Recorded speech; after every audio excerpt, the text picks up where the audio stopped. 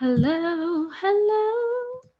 I am just going ahead and getting everything set up on my side. So you guys give me just 1 second and then we will begin.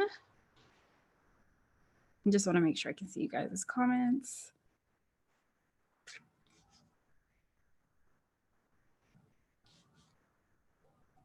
Hello, hello. I am just going ahead. Oh, wow. Okay, so we need that. All right. And let me close this. Okay. Uh-oh, did I mess it up? My life. Okay, perfect. Make everything nice and big. Get the PowerPoint ready. Okay.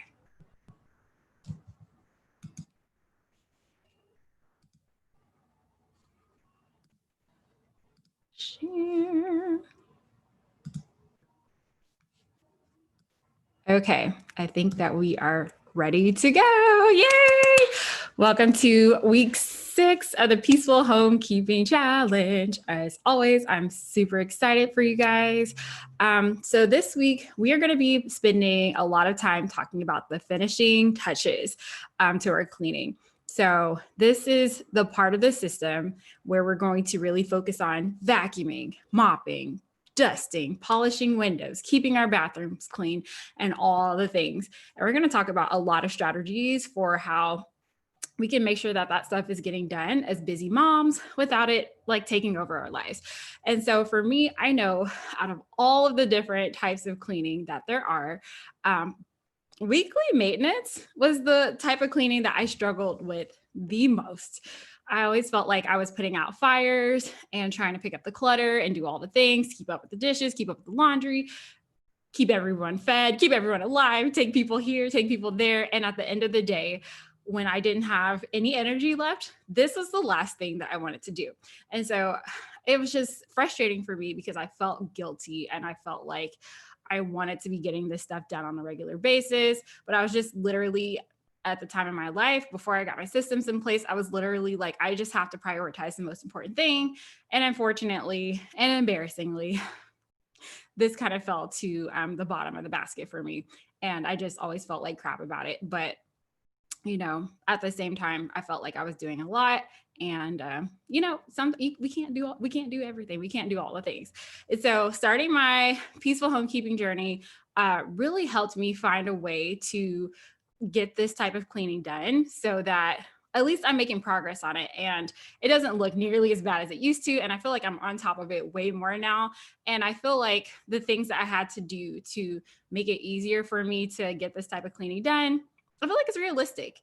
And so we're going to talk about how to do that, how to keep up with this stuff as a busy mom.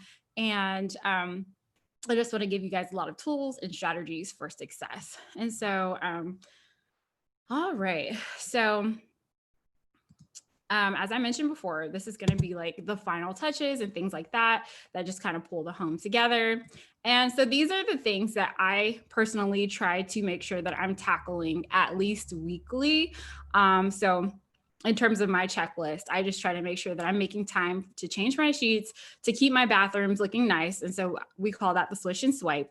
I make sure that I have an opportunity to get a little bit of dusting in every week. I try to make sure that I have time to wipe down my vertical surfaces, so windows, mirrors, appliances, stuff like that. I also try to make sure that I have time to vacuum, to mop, and I also do trash. Actually, my husband, he's the one that takes care of the trash, but like if I feel like there's some additional work that needs to be done in that area, then I will make sure that I tackle it. There's space on my schedule to do it just in case I need to step in and do it as well. And so if you guys remember, for the peaceful homekeeping system, there are 4 tiers to the system. As I've explained before, we want to make sure that we're being well-rounded with our approach to cleaning, because what tends to happen to people is that we kind of maybe have like areas that we prefer to do or areas that we feel like are more important. And we kind of put a lot of energy into those areas while neglecting others. But I kind of recommend that you kind of have an approach where it allows you to be more even, more well-balanced, more well-rounded. And to me, it kind of reminds me of like being in school, being in high school, where we had the different classes that we rotated throughout the day. So if you've had math in your first class and that time is over and the bell rang, you wouldn't just be like, well, I'm just going to keep staying in math because I'm not done. I need to finish all my math stuff before I can move on to the next subject. That's not how we did it. We would have our time for math. And when math was over, if you didn't get finished, we either roll it over to the next day, or we can do it later on when we have additional time after school. But it's important that we move to the next subject and the next subject and the next subject to make sure that we're well-rounded and that we're getting an even balance of the different types of cleaning. And so if you're interested and going through all of that in detail, then make sure you refer back to week 1 of the Peaceful Homekeeping Challenge. But just as a brief refresher, we have the daily maintenance routines, and this is like the foundation of the cleaning. To me, this is the most important part, and it's 15 minutes in the morning, 15 minutes in the afternoon, and it just keeps things from getting out of control. It's really a prevention kind of based process. And it handles kind of like the daily messes to keep them from growing and turning into like decluttering projects and things that are difficult to handle. Next, we have zone cleaning, which is what we've been focusing on for the last 2 weeks. So once we know how to keep mess from getting bigger, once we know how to keep things from growing into full-blown decluttering projects, zone cleaning helps us tackle some of those projects that, if you've been kind of struggling with homekeeping for a long time, as I was, you may have some leftover projects or built up things that you still need time to get to, some leftover decluttering projects. So zone cleaning is our time to kind of tackle those things. It's our time to declutter and to organize and just whip our homes into shape 15 minutes at a time. And then once those projects are done, then you can use this time for deep cleaning. And it's important to remember that you have this as a resource for deep cleaning, especially as we move through the rest of today's presentation, because this is our time to do it. And once again, this is done in 15-minute pockets, at least 3 times a week, if not more, if you have the time to do that. And then today, we are really going to dive into all the tips, tricks, and hacks for weekly maintenance. And I just kind of gave you guys a preview, but this is kind of where it fits into the model. And as I mentioned last week, if you guys are getting started with this and you feel like you still haven't worked out the kinks and kind of like the step that you're on right now, it is perfectly okay to like take a moment and take a minute to get comfortable where you are. It is okay to go at a slower pace if that's what you need. These resources, if you're signed up for the emails, then these resources are going to be available to you so that you can come back and refer to it as you're building yourself up. I think it's just super important that you learn to be intuitive and learn to trust yourself and know when you're at a point where you need to like slow down for a minute and focus on it, because just because you need that extra time now doesn't mean that, you can't level up and like move through the system at a later point in time. I just feel like even for me, anytime I'm incorporating a new habit, sometimes I have to have like a period of time where I just need to like sit where I am for just a minute and really get comfortable with what I'm doing before I feel comfortable to tweak and take things up to the next level. So feel free to do that. But for the people who are ready to move on, this is what we're going to be talking about today. And as I mentioned, these are the tasks that I like to get done. And I just want to share today's agenda. As always, you guys, I feel like it's important to talk about what's holding us back, mindset, and kind of like the ways that we're thinking about it that's keeping us from not moving forward or keeping us from being productive. So we're going to spend some time on that, because I feel like a lot of us, we know what we should be doing. That's why some of us feel guilty when it's not getting done. But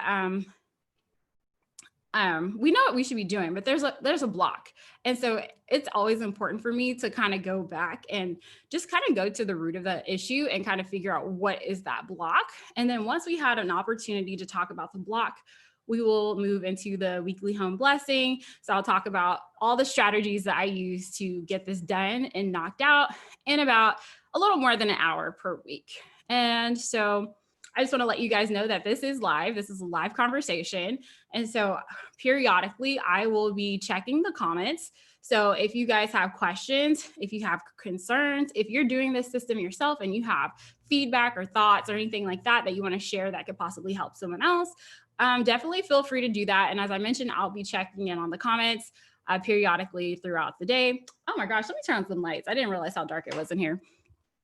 And before I jump into the comments, I just want to take a moment to introduce myself because every week we have new people who are interested in this lifestyle, which is so exciting to me. And so I just want to kind of let you guys know a little bit about myself. My name is Lede, and I'm the creator of this channel, Love Always Lede, where I talk about my peaceful homekeeping journey. And basically, I'm a mom of 4. I work part-time in the morning. And about 1 year ago, I started a Fly Lady journey. Prior to getting to that point, I just kind of felt like I had reached my breaking point when it came to homekeeping. I felt like I was really trying to do all the things. I was trying to keep up with my life, trying to keep up with my family. And I felt like I was putting all this effort into it, but I had nothing to show for it. I felt embarrassed anytime we had visitors come over. And I just felt like for somebody who's like working as hard as I am, I really feel like I should have something to show for it. And I really just didn't feel that way. And I didn't feel that I could give anything else to homekeeping because I felt like I was already giving so much. And it just kind of scared me because I'm like, if I'm already doing all this, like what is actually required for me to feel good, to feel confident about my home? And, like what does it actually take? And I started to just have a lot of self-doubt and issues with my self-esteem because I just started to believe that I didn't have what it took to like make my home feel comfortable, more often than it's not. And it was just a really hard thing for me. And so kind of around this time, as I was reaching my breaking point, we had taken a trip. And so I just felt like the combination of just trying to juggle the things that I juggle in my normal life plus a trip, my self-esteem just came to a crashing, what's the word? I don't want to say halt because it just my feelings just hit the floor. And so around that same time, luckily, I had kind of heard about Fly Lady. And for many years, I'd heard about the Fly Lady system, but I never thought that it would be a good fit for me. I always felt like people who were on the Fly Lady system had their lives together. And I was like, I don't have my life together. So I don't think it would fit for me. Where is the system for people who are on the struggle boat? And so around this time when I was kind of going through my emotional breakdown, I just decided to be open to the system again.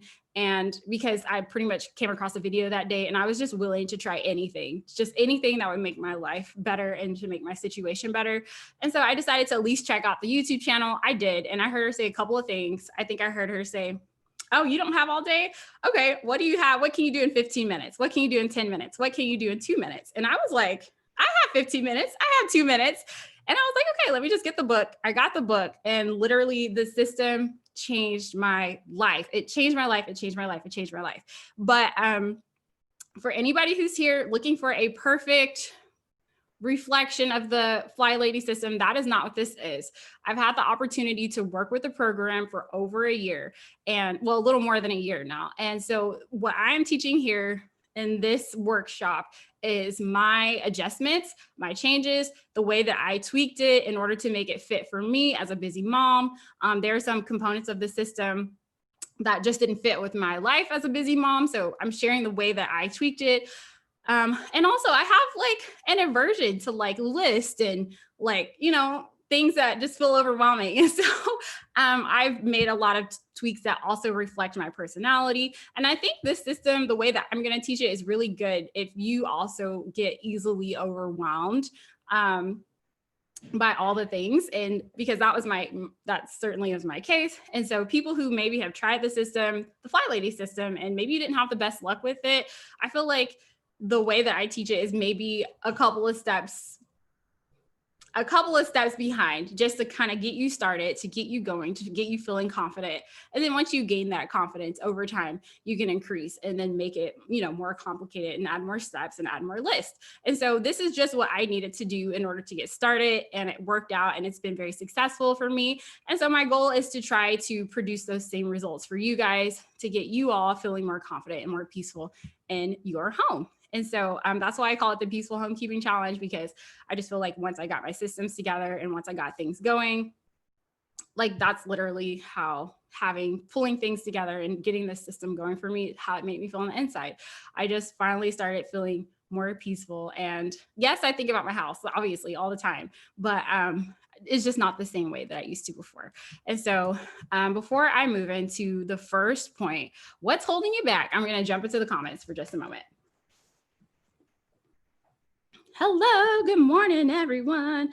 Hey, Lisa Lett. Hey, SP. Good morning, Maggie. Good morning, Omaris. I'm pretty sure I said your name right this time. Let me know if I did. This is Jazzy. Hey, girl. And hey, Nurse Mom Fly Baby. Hey, Crystal. I'm going to start the zone cleaning phase this week. I'm scared. Don't be scared, Omaris. You can do this. And then Jazzy, I tried the weekly home blessing as prescribed by Fly Lady exactly one time. I was exhausted. My house is 5 levels. Now I do it as Lede prescribes. Much better. I'm so glad that you're having good results. And I'm loving the pace of this program. I've always taken the baby steps too fast and don't give myself permission to just sit in a phase before moving on. And oh, yay, I said your name right. That is awesome. All right, so let's go ahead and get started. So what's holding you back? What's holding you back? All right, so I just want to preface this by saying that I think that, for me, when I'm talking about what's holding you back, I'm not talking about the stuff that you're already doing well, okay? I know for me, when I was struggling, there were areas in my home that I did a pretty good job staying on top of. There are areas in my home that got vacuumed consistently, got wiped down consistently. So when I'm talking about what's holding you back, I'm not talking about the things that you're doing well. I'm talking about the things that you may or may not be neglecting. If you are on the struggle boat, as I used to be, there's a good chance that you may have areas in your home that you wish that you could be vacuuming a little more, mopping a little more, cleaning a little more. And for some reason at this point in time, it just may feel too overwhelming to do all the things. So there's a good chance that for some of us, we have areas that we're just like, okay, let me just keep these, probably the guest areas, the public areas looking decent, and I'll get to the rest of it later when I have time. That was certainly my case. So there's a good chance that if that is the situation, as it was for me, that you feel guilty about that and you feel like you should be doing more. But as I mentioned with my story, sometimes there's only so many hours in a day and it just doesn't always feel practical to get to it. And so we're going to talk about the reasons why you may not be getting to that type of cleaning. And like I mentioned with everything, all I can do is share my story and what was going through my mind in the hopes that maybe you guys can relate. And then we can talk about how I worked myself out of these thoughts. And so number one is the I don't have time syndrome. We're not getting to it because we genuinely believe that we don't have time. And so I talked about this a lot more thoroughly when we talked about zone cleaning, but I'm just going to revisit it here briefly. If you want to see like all the charts and all the things from the previous episode, previous workshop, previous class, then definitely feel free to work back. But basically, I'm just going to refresh that sometimes there are genuinely periods in our life where we just don't have time to get stuff done. Like it could be a busy season. But what I've learned from my journey is that if you are chronically saying that you don't have time and months have gone by and you still haven't done the things that you said you wanted to do, years have gone by and you're still not doing the things that you said you wanted to do, then there could be a deeper issue. It could be that at this point, we're not talking about an issue of time anymore, because like vacuuming, mopping, polishing, dusting, all that kind of stuff is not, I mean, when you think about it, most people can find 10 to 15 minutes in their day to work on that kind of stuff if they wanted to, or throughout the week. But the problem is when you feel like in order to show up, you have to feel very confident that you can do it well. And that was certainly my case. It's kind of like if it's not that you don't have time. You just don't feel like you have the time to do it well. You don't feel like you have the time to do it to the standard that's in your mind. And so if that is the case, those are two different issues. Like I said, if you say that you don't have time, if you're able to carve 10, 15 minutes throughout your day here and there, then time is not the real issue. But if you say that you don't have time to do it well, then that is something different. Basically, you're saying that until I can find the time to do it well, I'm just going to avoid it completely. I'm not going to make progress on it at all. And pretty much if I can't do it phenomenally right now, I just feel comfortable doing nothing. And that is kind of what my problem was. And that's kind of the problem that, as I see it, that could be going on for other people. So this is kind of like a visual representation. If I can't do the best mopping job that you guys have ever seen that will knock your socks off, then I'm just going to wait. I'm just going to put it off until later. And for some of us, the perfect time is not coming often enough. Like, yeah, every once in a while it may come, but if you're constantly walking around feeling guilty, looking at the crud on your floor and feeling like, I really wish I could do something about this, and it's like to the point where it's bothering you all the time, then I'm going to say you're getting to it, but you're not getting to it enough. And by enough, I'm not talking about anybody else's standards but your own. If, like I said, if it's still bothering you, then you're not getting to it often enough for yourself. And so, but here's the problem. As much as quality work is a noble thing to do, as much as it's amazing to want to do things the proper way, sometimes, I mean, the proper way has its benefits, but it also has its limitations, because sometimes we don't have the time, we don't have the energy, we don't have the bandwidth to do things the proper way. And so what we're going to talk about today is, girl, we need options, okay? We need options. Like, for the days where we have the time and energy, then we could do it, the proper way. But for like the other 27 days of the month, we need a backup plan. We need to have the quickie version of cleaning. And that is what I'm going to present to you guys today. And I'm going to talk to you about the many benefits of giving yourself options when it comes to cleaning this stuff. Okay. And so basically, back to my chart, basically what I'm saying is that sometimes when you feel like the only way that you can approach your goals and you can approach this type of cleaning is by doing it the most optimal, proper way, then you're like, if I don't have time, I'd rather do nothing. And if you're constantly in a state of doing nothing about your problems, if you're constantly in a state of pushing it off until later, then my friend, this is not excellence anymore. As I said last week, sometimes we put off stuff in the name of excellence. We're procrastinating in the name of excellence. And once again, if this is a chronic thing, months, years, many years have gone by and you're not moving forward in those areas, then it's no longer, you're not doing it in the name of excellence anymore. It's just pure procrastination. And as I mentioned last week, I know that this sounds like tough love. I'm speaking to myself, people. I'm speaking to a choir. Okay. So if you feel like I'm coming for you, just know I'm equally coming for myself. All right. And so this is called perfectionism.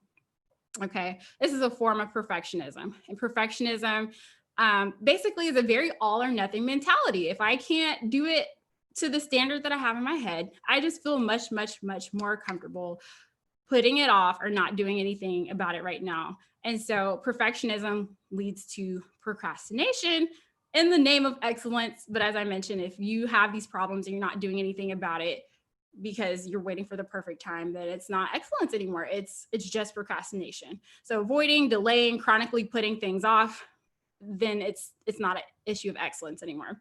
And so for some of us, it's hard to identify as being a perfectionist because we tend to think of perfectionists as people who have their lives together. But that's the sneaky part about perfectionism, is that sometimes it can really be crippling to people who don't even know that it's a problem for them. And it can be crippling if it's constantly causing you to avoid or delay or put off things until time is better. And so what happens is, over time, you're not growing, you're not making any progress on it. The problems are still there. And it's just, I don't know, it's just a really frustrating thing. And so another thing that could be holding you back is your rituals. As I mentioned before, like I said, some of us have this idea in our mind of how we should be approaching this type of cleaning. And it's like, if I'm not doing it like the proper way, then I don't want to do this right now. And as I hinted just a moment ago, the proper way is great when you have the time, energy, and bandwidth to do it. But if you feel like you're constantly neglecting this type of cleaning, if you feel like, you're not getting to it as often as it was, then for you, attempting to do it the proper way every single time, every single time, every single week, I'm just saying, you may want to start thinking about, like, what are some alternative options to get this stuff done so that at least I'm moving forward, even if it's not the proper way. And so for some of us, just to vacuum or to mop, let me just use mopping for example, that's not just a straightforward thing. Like, literally, just to mop, you should just be able to go, well, I'm not going to tell you what you should be able to do, but I'm just saying that for some of us, to do something as simple as mopping, there's a lot of steps that go into it. You got to move everything out the way. You got to do this. There's so much preparation that goes into it that by the time you're thinking about mopping and you're thinking about all the steps, you're like, I don't have time for this. I'm going to do it later. And then you move on with your day and you come back and you're still frustrated with the mopping. And so what I want to say is that if you're a busy mom and you're struggling to get to this type of cleaning, then the proper way is cool when you have the time to do it. However, on a weekly basis, for the rest of your life, if you're not having the time to do it, then you need to have the quickie version of cleaning. You need to have options. Basically, that is pretty much the whole thesis of today. Give yourself options, people. Okay. And so this kind of goes along with having your rituals and ways that you think things ought to get done. Basically, someone showed you that this is the proper way. This is the way it ought to be done. And you think that that's the only way. And you're not giving yourself permission to be creative and to figure out new ways or alternative ways to solve your problems. And basically, all I can tell you is that if you want to get different results, sometimes you have to be willing to try new strategies.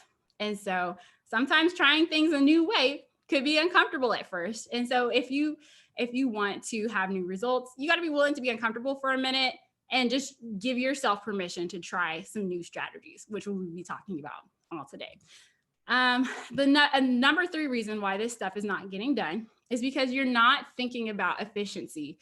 Oh my gosh, I feel like I think about efficiency so much now, especially since starting this system and seeing the wonders that kind of like having a little bit of forethought has helped me with this process. And so basically, if you don't have an action plan, you haven't written this down on paper, how you plan to tackle this stuff, you're not being as efficient as you can. There's so much research that has shown that simply sitting down, writing this stuff up and having a plan so that when your feet hit the floor in the morning, you know exactly what you're supposed to do. There's just been so many studies that show how much time it saves for you to make your decisions in advance rather than trying to think and process and do this stuff in real time or thinking about it in real time. If you're trying to clean and do this type of cleaning room by room, that's not the most efficient way for me that I've learned. Because that's certainly what I used to do before Fly Lady. I would try to go clean my personal room. I would clean everything, make the bed. And then after everything was picked up and cleaned, now I can vacuum. Okay, this room is great. Let me go to the next room. And I was literally moving room by room by room. And yes, I understand that offers instant gratification. That feels amazing to at least have one room pulled together, but it's not the most efficient way. The way that I've learned that's even more efficient is kind of like batching your work and doing like tasks at the same time. It's kind of like cooking. If you know that you're going to have like 5 meals with onions throughout the week, well, when you have the onion out on Monday, why don't you just go ahead and chop up the whole onion, use what you need, and put the rest up for later? It's kind of like that. Like, it's just so much faster. Like when you have the tools that you need out to not just hit the one room, but to maximize your time and hit as much as you can in a reasonable amount of time. So we're going to talk about how to do that today, how to start batching your work so that you can get the most bang for your buck.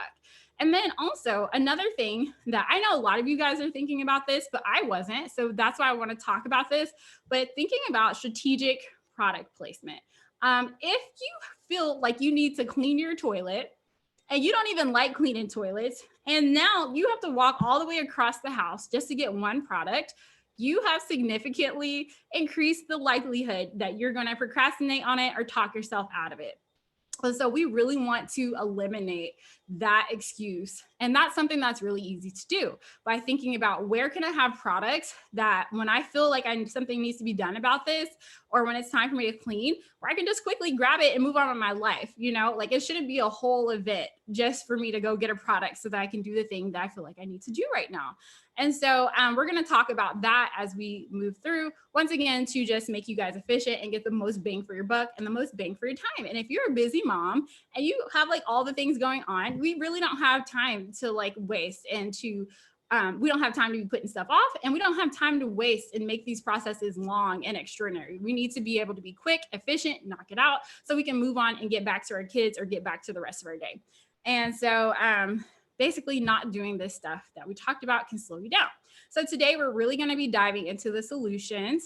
And basically we've just learned a certain way to do this stuff and it's not efficient.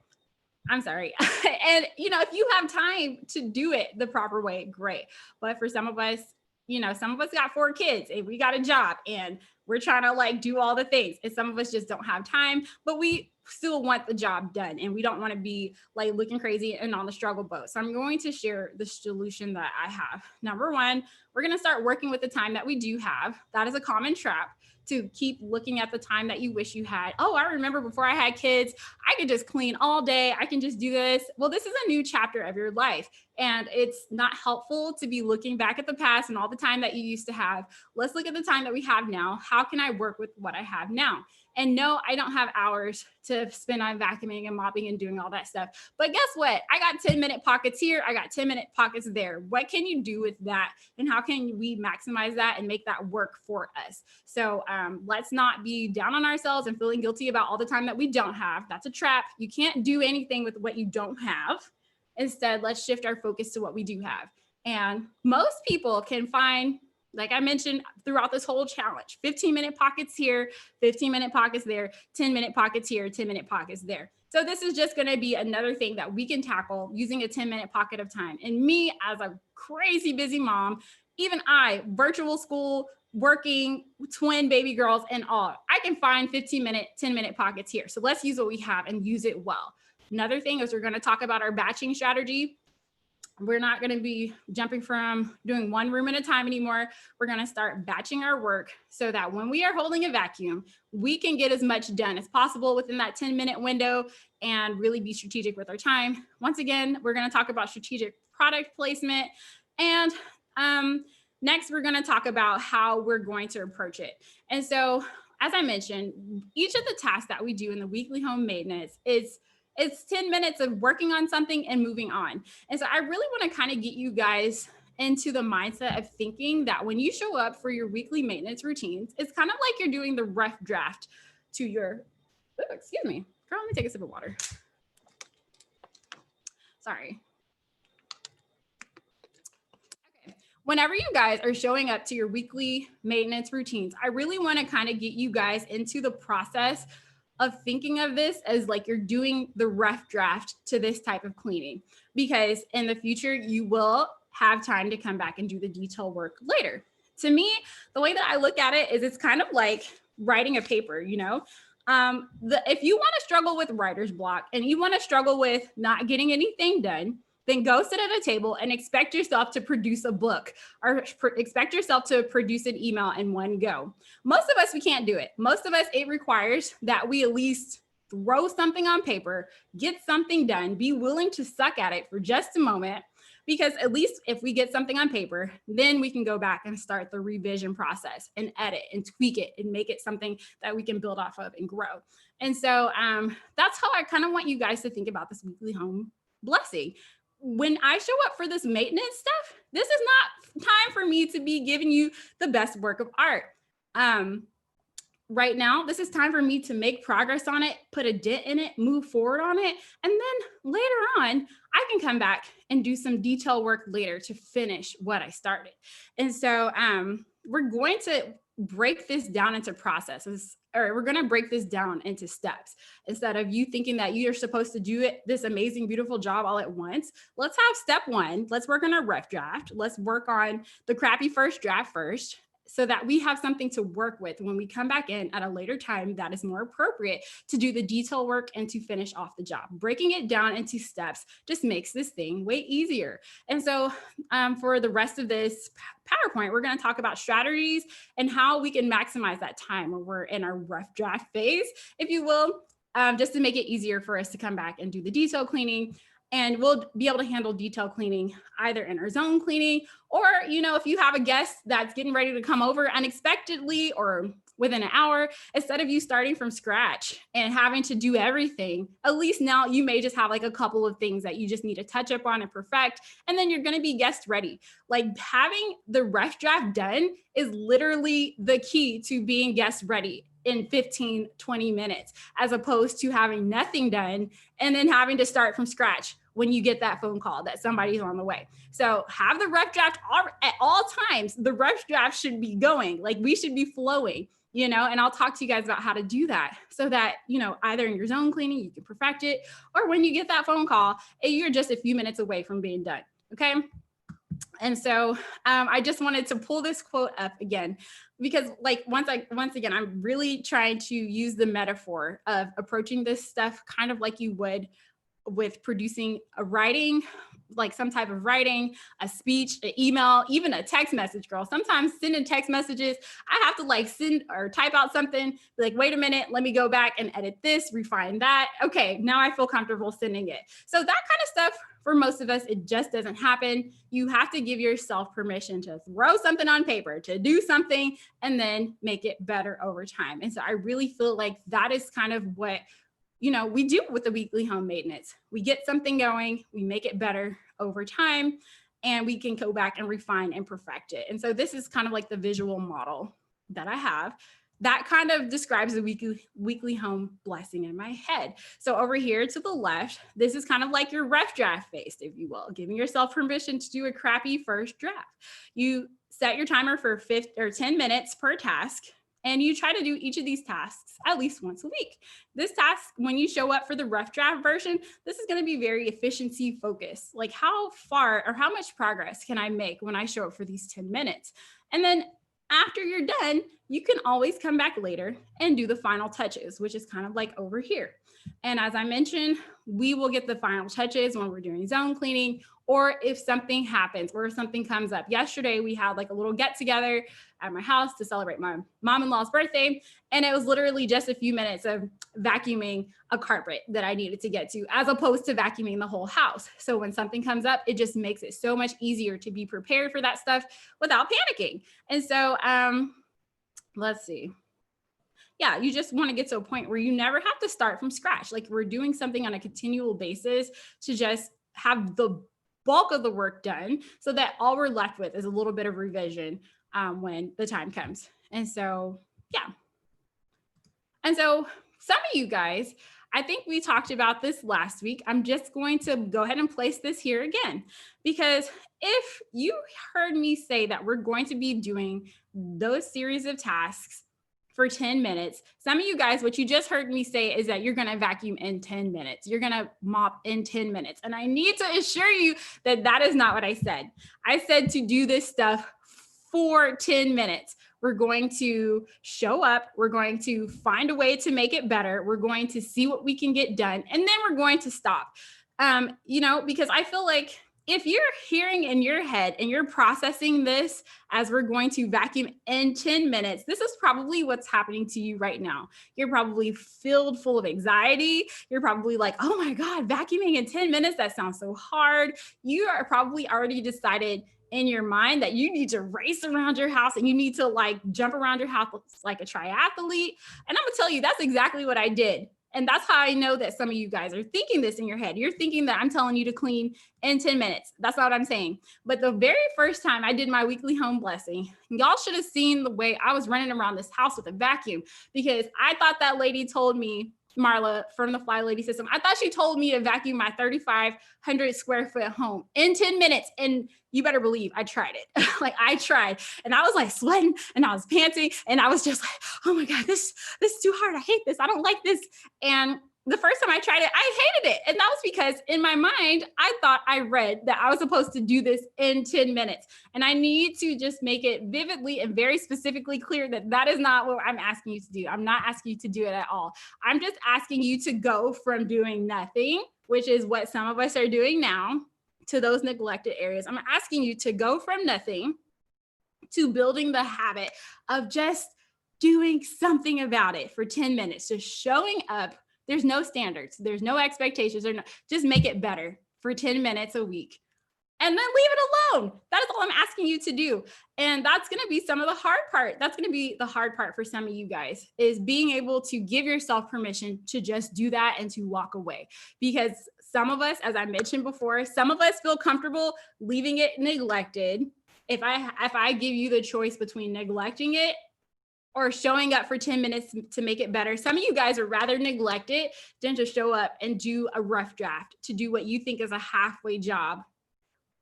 Yeah, some of you guys feel more comfortable neglecting it than doing something that you think is like crappy or halfway. And like, that's a choice that you get to make, And if you you get to choose. Am I just going to keep waiting and waiting and waiting for the perfect time? Or am I going to use what I have now, do the rough draft now to make it easier for me to do the revisions later and eventually get the process done? Or am I just going to stay stuck and stay where I am? And that is a decision that some of you guys are going to make today. And it kind of hurts my heart. But I do know that that's a real struggle. And that goes back to the perfectionism that we talked about. If I can't do the premium mopping, vacuuming job ever, I would rather live with the dirt and the grime and the spaghetti stains on my floor. Like, it's not worth it to me to try if I can only get here today. And I'm like messing up my whole PowerPoint.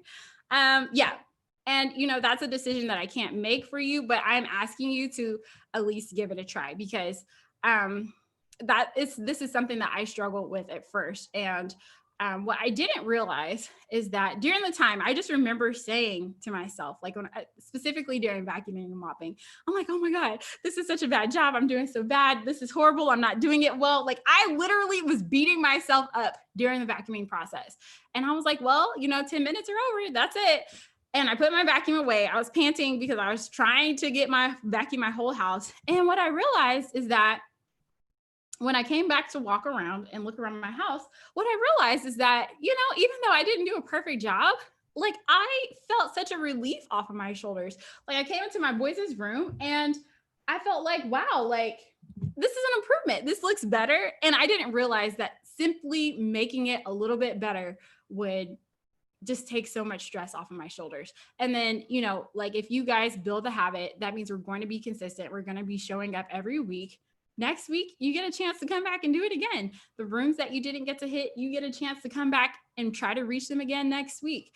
I do that all the time. And then once again, like I said, in zone cleaning, we get a chance to hit all of this stuff thoroughly. And then most of the cleaning that we're going to do, the first time that you do it, it's going to be the hardest, because the next time you come back to dust, literally, how much dust I don't know what everybody's home situations look like, but for my house, like, how much dust do you really accumulate in 1 week? And so it's like, if you just get into the habit of getting consistent and showing up, this type of cleaning is going to get easier and easier and easier to do. And you get to reach out into new territories if you become consistent. And so that's not what I was expecting. And so I'm just giving y'all a heads up now that this is the type of cleaning that is not like you do the same thing every week. Every week, it does get a little better and a little better and a little better as you go along, but you have to have the consistency to experience that. And this method is where I think that a lot of us can start to bring that consistency in our life that will help make this stuff easier to clean as we go along. And so, as I mentioned before, this is relevant. Again, I'm pulling this from last week. There's two different types of cleaning. We have the maintenance cleaning. So at first we did your morning and evening routines. Now we are also incorporating the weekly maintenance cleaning. And then we also have your zone cleaning. And so the same rules still apply. When you're doing your maintenance cleaning, which includes the weekly maintenance cleaning, we're going to be jumping between multiple rooms. It's going to be heavily focused on your high traffic areas. And this is something that's done in a swift manner. And so I try to be very careful with my word choice here, swift, because once again, I don't want you guys thinking that we're racing against the clock here. There's no goals. We're just trying to maximize that time and do the best that we can in 10 minutes. And so basically the most important thing that I want you to realize is when you're doing your maintenance cleaning, this is not the time to slow down and do detail work. We have a whole separate type of cleaning for detail work. And so this is just, we don't want you to slow down. That's the thing. And really get lost into things that you shouldn't be working on for this type of cleaning. And then zone cleaning, once again, we focus on one area of the home. We rotate areas every week, and every week we will be working in a new section of the home. And this is the perfect time to get in there, get that detail work in, pay those extra attention to details. And so we separate these two processes out. And so that's what we're going to be doing for the weekly home blessing, your weekly maintenance cleaning. So we talked about what's holding you back, or at least what was holding me back. If you can relate, great. If not, I don't know what to tell you. But now we're going to be, and that's the thing, because I need to actually make a point about that, because I feel like for me, when I started doing this weekly home blessing, this was an upgrade for me from what I was doing before. But I know that there are people who, are going to hear the techniques and strategies that I'm talking about, and this is going to be a downgrade for them. And so I think I don't want to like tell you guys that if you're doing a great job at this already, that this is not going to be for you, because there are some people who are doing a great job at their weekly maintenance stuff, but they feel like they're neglecting everything else. They feel like they're neglecting, the daily clutter, or they feel like stressed out of their freaking mind. And they're just like, how do you make this to the point where I'm not so stressed out all the time? I want to do other stuff in my life. And I have goals that I want to reach. I have, other projects that I want to work on, but I feel like I'm vacuuming and mopping all the time. And so if, for some of you guys, like I said, this is primarily focused for people who feel like they're underperforming, people who are overwhelmed and they feel like they want to do more. But I feel like there are lessons to be learned for people who just want to think of a new way to approach this. If they're overwhelmed, they're doing all the things, they can't make time in their life for anything else, and they just want to find a new way. And so, if you feel like you're doing well on this stuff already, but you're stressed out, it may be worth considering listening and just seeing if you can pick up a few things that can lighten your load. But as I mentioned, primarily, this is focused for people who feel like they're underperforming and they just want something to make things better without being overwhelmed. And so that's what we're going to talk about today as we jump into the strategy. So I'm going to jump back in the comments.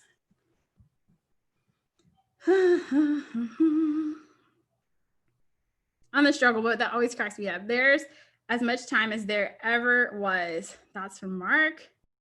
I started zone cleaning this week too, nervous but ready. I think my routines and weekly home blessing are feeling pretty solid. Okay, you guys are talking about that weekly home blessing.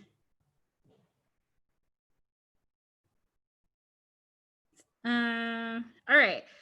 So, hey, Maria, I'm not sure if I said hi to you already. All right. Thanks for the story. I needed to hear it. Yay. I love doing a weekly home blessing. It feels like a fresh start every week. Girl, that's how it feels for me too. I always feel like it feels like homekeeping just came through my home once I did this weekly home blessing. And I think a lot of you are going to be surprised. Like, I know it sounds like 10 minutes is not a lot if you've never tried it before, but I think many of you are going to be surprised at how much cleaning you can actually do in a 10-minute pocket of time.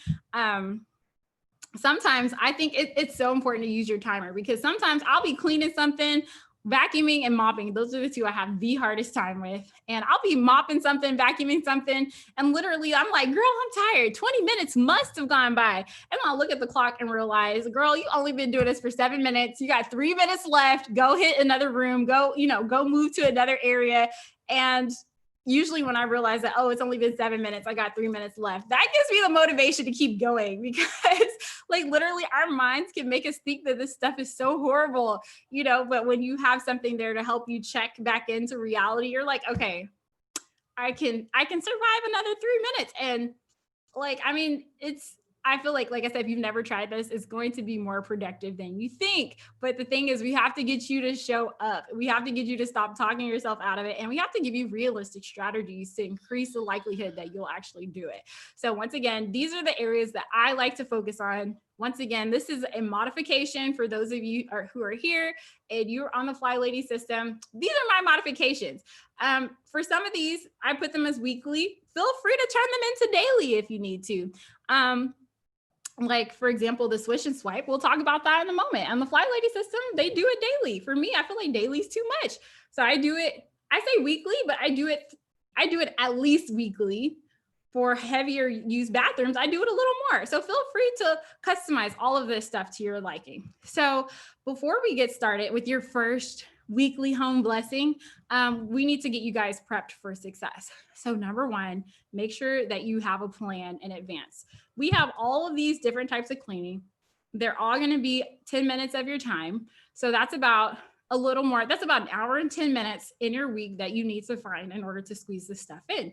At the end of this PowerPoint, I'm going to be giving you guys some example schedules that I propose, or that I've tried, or that I suggest. And so you can just use those as examples or as for inspiration, and then you can tweak it or modify it to fit what's appropriate for your life. So, but make sure, the most important thing is make sure that you write it in your planner, that you use. If you want to use the checklist that I'm providing you guys who are in the challenge, if you just use something to like have it down on paper, so that way when your feet hit the ground running in the morning, oh my gosh. So when your feet hit the ground in the morning, you hit the ground running, like your mind is already prepared for what you need to get done that day. make sure that before you ever attempt a weekly home blessing, that your morning or your evening routine has been completed. Once again, this kind of ties into point number 3. We want to make sure that when it's time to vacuum, that you're using your time to vacuum only. We don't want you getting distracted by picking up daily clutter. We don't want you getting distracted by the dishes. We don't want you getting distracted by a decluttering project. We want you to use your 10 minutes for the vacuuming only, for the mopping only, and having your morning routine done, if you're doing this during the day, is going to help you be successful and really make the most of your time. And, if you're doing it in the evening, having your evening routine done first will help you make this weekly home blessing more successful. And then, as I mentioned, we don't want you getting distracted. Try to make sure that you're only sticking to the task at hand, which sometimes can be hard to do. If you're vacuuming, but you see your kids' toys spread from one side to the other, it's very tempting to feel like, well, I have to in order to vacuum, I have to pick all this stuff up. No, you don't. Go vacuum, kick that stuff out of the way, and then resume your life as normal. And we'll talk about that in just a moment. And then also, I just want you to remember that the focus of the weekly home blessing is to get you to focus, not to rush. So don't feel like you have to run around your house and do all the things and exhaust yourself and tire yourself out. That's not the point. The point is to get you to look at your problem and do something about it for 10 minutes and then resume your life. And then use a timer. I just told you guys my story just a moment ago. I can't tell you how many times this happens to me when I'm doing tasks that I really don't like. I will sometimes feel like, girl, I must have been in here for a good 20 minutes. When's that timer going off?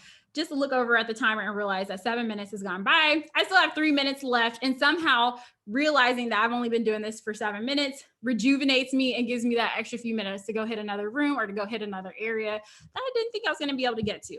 So now we're going to talk about some cleaning tips, things that we can do to help make sure that you're making the most out of your time. So as we mentioned before, we really want to make sure that you're using the time that you have. So I recommend 10 minutes per task.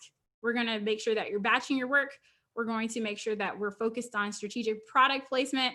And like I said, make sure that you're using this as your rough draft, knowing that you will come back later to do the detail work. And also, we're going to talk about strategies to make it efficient. And so we're going to talk about each type of cleaning and how we can implement these things into each of the type of cleaning. So first, the first task. Oh, and by the way, I'm going to be kind of making these look like little flashcards, if you will, like your little study notes. And if you are signed up to my email list, you guys know that I send out the weekly newsletter. So this week I will be updating the Peaceful Homekeeping Control Journal to include all of the new worksheets and these flashcards to kind of help you guys feel prepared and ready as you do your first weekly home blessing for those of you who've never done it before. So the first task is to change your sheets, and you have 10 minutes to try to change the sheets in the home. So I'm just gonna let you know. I know I told you this stuff is gonna take 10 minutes. Depending on how many beds you have in the house, this one might take you like a minute or two longer, okay? For me, I can do all the beds in my house in 10 minutes. And the key to success for this is having 2 sets of sheets for each bed. I don't know what I was thinking. Before I started Fly Lady, I would strip the sheets off of my bed and just have the bed bare all day because I needed to go put the sheets in the washer first. I needed to wash them, wait for them to dry, and then I needed to make the bed. Like, no wonder you don't feel like changing the sheets, girl. Like, it's a whole day process for you at this point. So if each of the beds in your home do not have at least 2 sets of sheets, I suggest getting on that as soon as possible.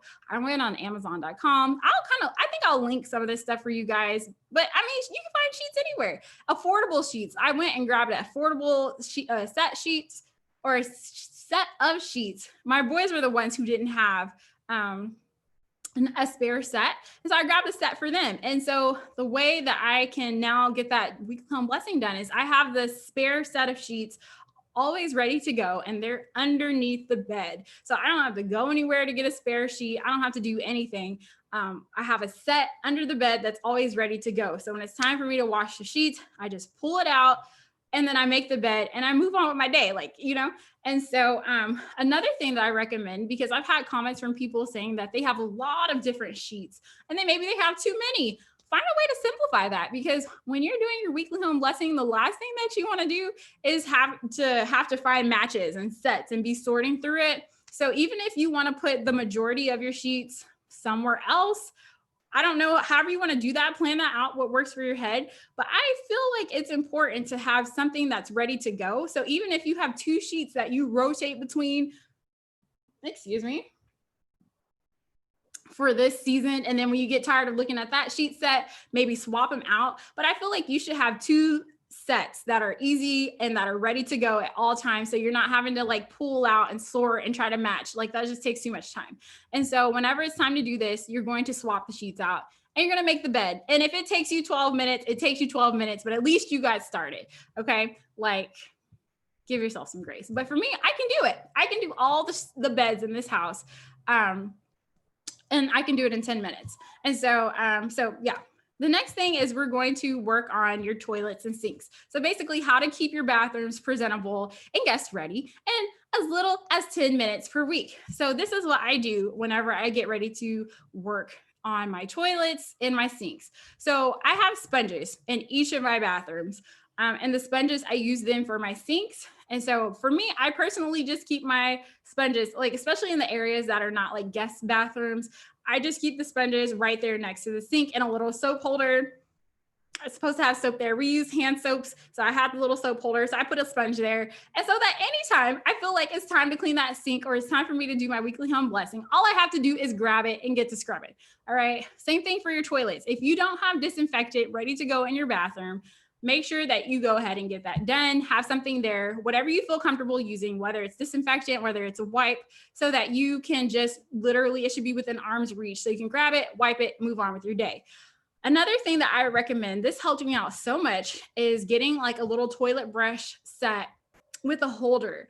And so what I do is I fill my holder up about halfway with Pine Sol or another disinfectant, so that whenever it's time to clean the toilet, instead of having to get the toilet bowl cleaner, which you can do, just make sure that it's handy, I literally have to pull this wand out, swish around my toilet and, clean it, and then rinse it off and then put it back in, and I'm done cleaning the toilet.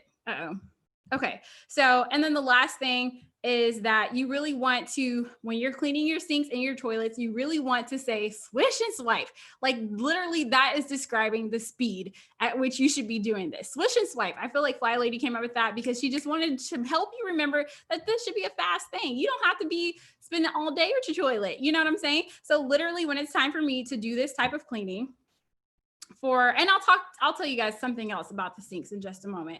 When it's time for me to do this type of cleaning, I will go into the bathroom. I have my disinfectant right there for my toilet. So I'll grab the disinfectant spray. I'll spray it really fast. And then I'll grab like a little piece of tissue, y'all, a piece of tissue. I'm saying when you have time for the proper way, do it the proper way. But when you got stuff to get done, you got toddlers downstairs who are wanting your attention, but you want to make sure you're on your routines, girl, get you a piece of tissue and swipe that thing really fast, wipe the seat really fast, and then use your toilet wand situation to like swing around. That should literally take you less than a minute. It should take you less than a minute to just do a basic maintenance type cleaning on your toilet. Now, is this going to be the deep cleaning amazement that, for some of us that we're used to? No, but don't worry, because we have time for later in the week to do like the proper sanitizing, the proper cleaning, and the proper, all the things. But I'm just talking about from a week to week basis. If you want to keep it from getting out of control and too bad, this is enough. And so another thing that I have here is that on the Fly Lady system, they recommend that you do this daily. And so for me, I felt like I don't need to do it daily, but I don't do it just once a week. So I'm just throwing that out there. But because of the way that I have it set up, it is not a big deal for me to come in. Let's say I do it on Monday, for me to come in on a Thursday and be like, okay, I need to touch this up a little bit and just switch my thing around and move on with my day. And so that's where I really want to emphasize setting yourself up for success so that it doesn't feel like a big event just to knock something like this. That's so easy to just knock it out and move on with your day. And so, like I said, that's going to be up to your discretion. I have it on my checklist for my weekly home maintenance checklist so that I make sure that I get to each bathroom at least once per week, because for me, I do have bathrooms that are a little more heavily used and bathrooms that are not. And so, if like nobody's using that bathroom or if it's not looking crazy, I'm gonna wait. I'm gonna save my time. I'm gonna wait until the next Monday or whatever or Sunday or whatever to clean my toilet. But for the bathrooms that get used more heavily, if I see that it needs more work, it's too easy for me to be looking at it and feeling frustrated. It's too easy for me to fix the problem when you set yourself up for success. So that's that. All right, the next thing is you may notice that throughout this whole system, I haven't talked to you guys about showers at all. And I'm not even going to include it in your weekly home blessing because what I'm about to tell y'all, when I read this in the Fly Lady book, it just made it too easy for me to keep my showers clean that I feel like it's not even necessary for me to put this on anybody's checklist, because now that I set myself up for success, it's just too easy. So basically what I do for my shower is I always have a sponge in my shower at all times, a cleaning sponge, not a bath sponge. And Fly Lady says that the best time to clean your shower is when you are in it. And I'm like, I don't even know what I was thinking. It is too easy. It's so easy. And so it's like, I already knew this before I started the Fly Lady system, but the excuse that I had that kept me from doing it is I always told myself that, oh, well, I don't want to spray like fumes, like I don't want to spray all this stuff in here and then it smells bad. And then I'm like dying from the bleach scent. I don't want to kill brain cells today. So I'm not going to do it while I'm in. I'm going to wait until I get out. And then that's when all the procrastination starts, because it's too hard for me to clean my bathtub when I'm not in it. And so this is the part that changed my life, y'all. Fly Lady says, soap is soap. Soap is soap is soap is soap. And I was like, what you mean, Fly Lady? Fly Lady said, I don't care what you grab. Like, she didn't say that. I'm not quoting her. I'm just paraphrasing what I felt like I read when I read her book. She's like, use what you have. If you have shampoo, you got conditioner, you got body wash, you got baby wash, you got hand wash, whatever is around you, that stuff all has surfactants in it, and it all has ingredients that can remove body oils. Use it for your bathroom. And so don't be sitting here looking at all this grime and looking at all this stuff growing in your bathroom when you got some shampoo right there. Girl, squirt that stuff on a sponge, on a towel, whatever you have, and wipe down your shower walls. Your shower walls don't need to have, this, it doesn't have to be a big event every time you want to just touch up your showers a little bit. Make this easy for yourself. Use what you have just to get the process started. And this stuff, I've tried the shampoo, I've tried the conditioner, I've tried the body wash, I tried it all. And it really does a great job of removing scum and getting most of the problem knocked out. So that way, whenever you do have time to come in and do a proper job, get out the barkeeper's friend, get out your sanitizing products, get out your disinfectant products, at least you're not starting from scratch. And then all those days where you're waiting to do it the proper way, you don't have to like live and feel like you're living in filth and like being scared to like step in your shower because it's uncomfortable, because it's so dirty. And like, I'm talking, like I said, I know what it's like to live that life, to like cringe every time you get in your shower, but you're like, today is not the day. I don't have time to do it today. And I'm like, if you use the soap is soap rule, yes, you do. You have time to fix the problem every single time you jump into the shower. And so once again, this comes down to how often do you want to do it? For me, I don't find it necessary to wipe my shower every single day. But let me tell you, if I ever step in that shower and I'm feeling a little uncomfortable, I'm gonna do something about it. It's too easy. It's too easy not to. So use whatever you have. Personally, right now, what I'm using is, excuse me, I don't know if you guys have heard of that Dawn Power Wash. Oh, I love that stuff. I love that stuff so much. So I have my Dawn Power Wash and a sponge in my shower at all times. And if I feel uncomfortable, I get to scrub it, okay? And then when I get to my zone cleaning, or if I feel like I wanna do it even before then, that's the time where I'll get out my heavy duty products. I'll get in there, I'll do some detail work, and I'll get in there and disinfect, and I'll do all the things. But in the meantime, I'm not going to suffer, while I'm waiting for that date to come. So this is what changed the game for me. So this is why it's not on a routine, because I don't know your shower routine. But if you could do it daily, like it just takes you a few seconds. There's no reason for you not to be getting this done if you give yourself permission to try it a new way, and to give yourself permission to just try the soap is soap. And also want to just mention that this is kind of what I do for my kids now. So my older boys, I've been teaching them this strategy. My husband, when he gives them their baths, he kind of does it around bath time. So usually when they're done with their baths, he'll just squirt in there and he can just kind of to touch it up and to keep it together. My boys are able to do it. And then when I give my babies a bath, it's the same thing. Either I will do it like as I'm running their bath water, I can just quickly squirt some of my stuff in there. Like I said, use whatever products you can just see. Girl, I think the very first time I did it, I think I just used some hand soap because I was just like, let me just see what happens in this bathtub. You know, if I use this hand soap and it got the scum off, that's all I'm saying. And then I was able to kind of disinfect at a more appropriate time. But yeah, with my girls, I think I just, whenever we're getting ready to take a bath, that's when I prefer to do it. So the water is running and it's getting all steamy and hot in there. And I'll just kind of swipe it around and I'll use my Dawn power wash to like scrub the ring out and kind of get most of the grime out. And then we move on with our day. And then when I have time to disinfect and do all the things and make it a grand production, I do it, but I'm not going to suffer in the meantime. And then the next thing that we're going to talk about is your horizontal surfaces. So we need to set our timer and work on this kind of stuff for 10 minutes. And basically horizontal surfaces is just another word for saying dust. I don't think I ever dusted. Oh, that sounds so embarrassing. Before Fly Lady, honestly, I felt guilty about it, but I just did not make the time for it. I'm like, girl, do you see all this other stuff that I got going on? You see, I'm drowning. I don't care nothing about this dusting. Like, I am so comfortable living with that little cobweb right there. It can stay there because today is not the day. I don't have time. And yes, we do. Yes, we do. If you got 10 minutes, you got time to handle the dusting.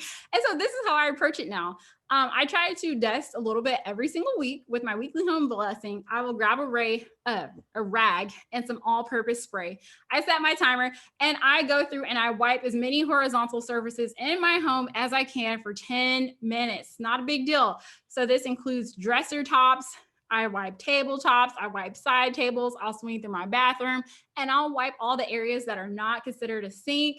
I will wipe my kitchen counters, I wipe TV stands, I wipe entryway tables, I wipe dining tables.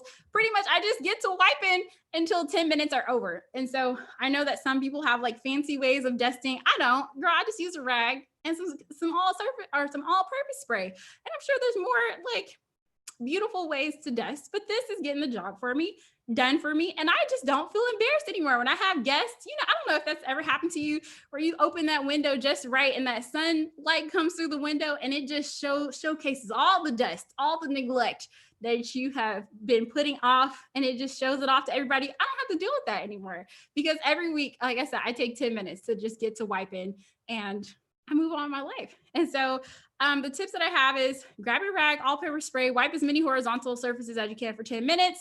If there's something in the way, once again, when we're doing maintenance cleaning, this is not the time to be trying to pick up everything and be cute. This is not the time for it. We got a time and a place for that, girl. That's called zone cleaning.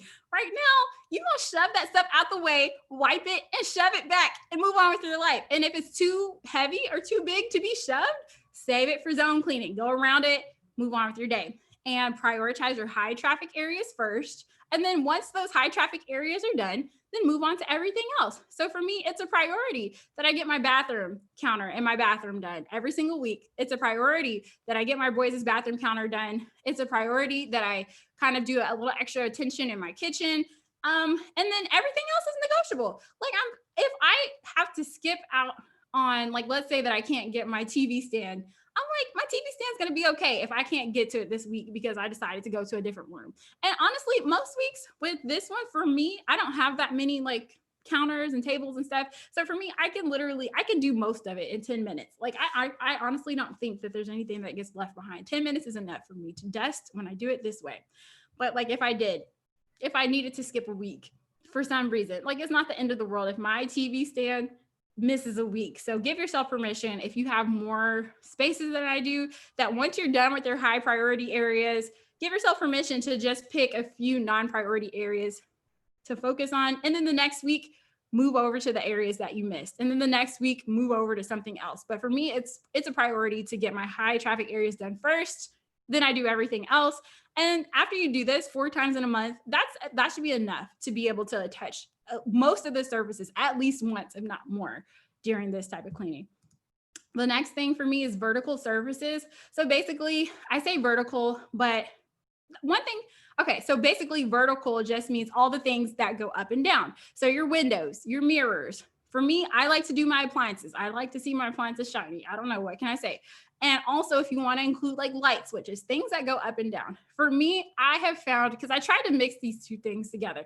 I tried to do horizontal and I tried to do vertical at the same time. And for me, I don't know why, like it just confused my brain because I was having to switch back and forth between products and then I was missing stuff. So for me, I don't know why, it just helps my brain process when I'm like, okay, anything that's laying flat, clean that first. Okay, anything that's up and down, clean it first. It helps my mind be able to like locate and like just hit those areas and run through those areas. I don't know why.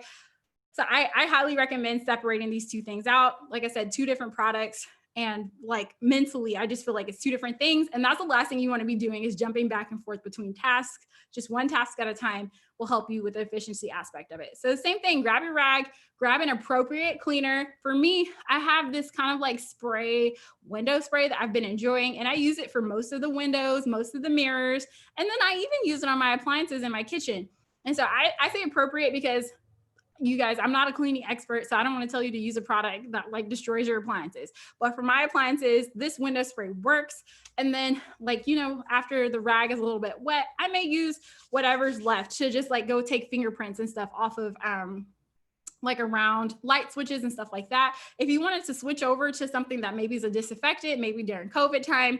But for me, light switches kind of go at the way back burner, like last for me. But I know with COVID, it should probably be first, but do whatever floats your boat. Just work on vertical surfaces for 10 minutes and start with high traffic areas first, and then do your low priority areas last. And for me, I have my bathroom mirror as a priority. So every week I get my bathroom mirror. I get my boys' bathroom mirror.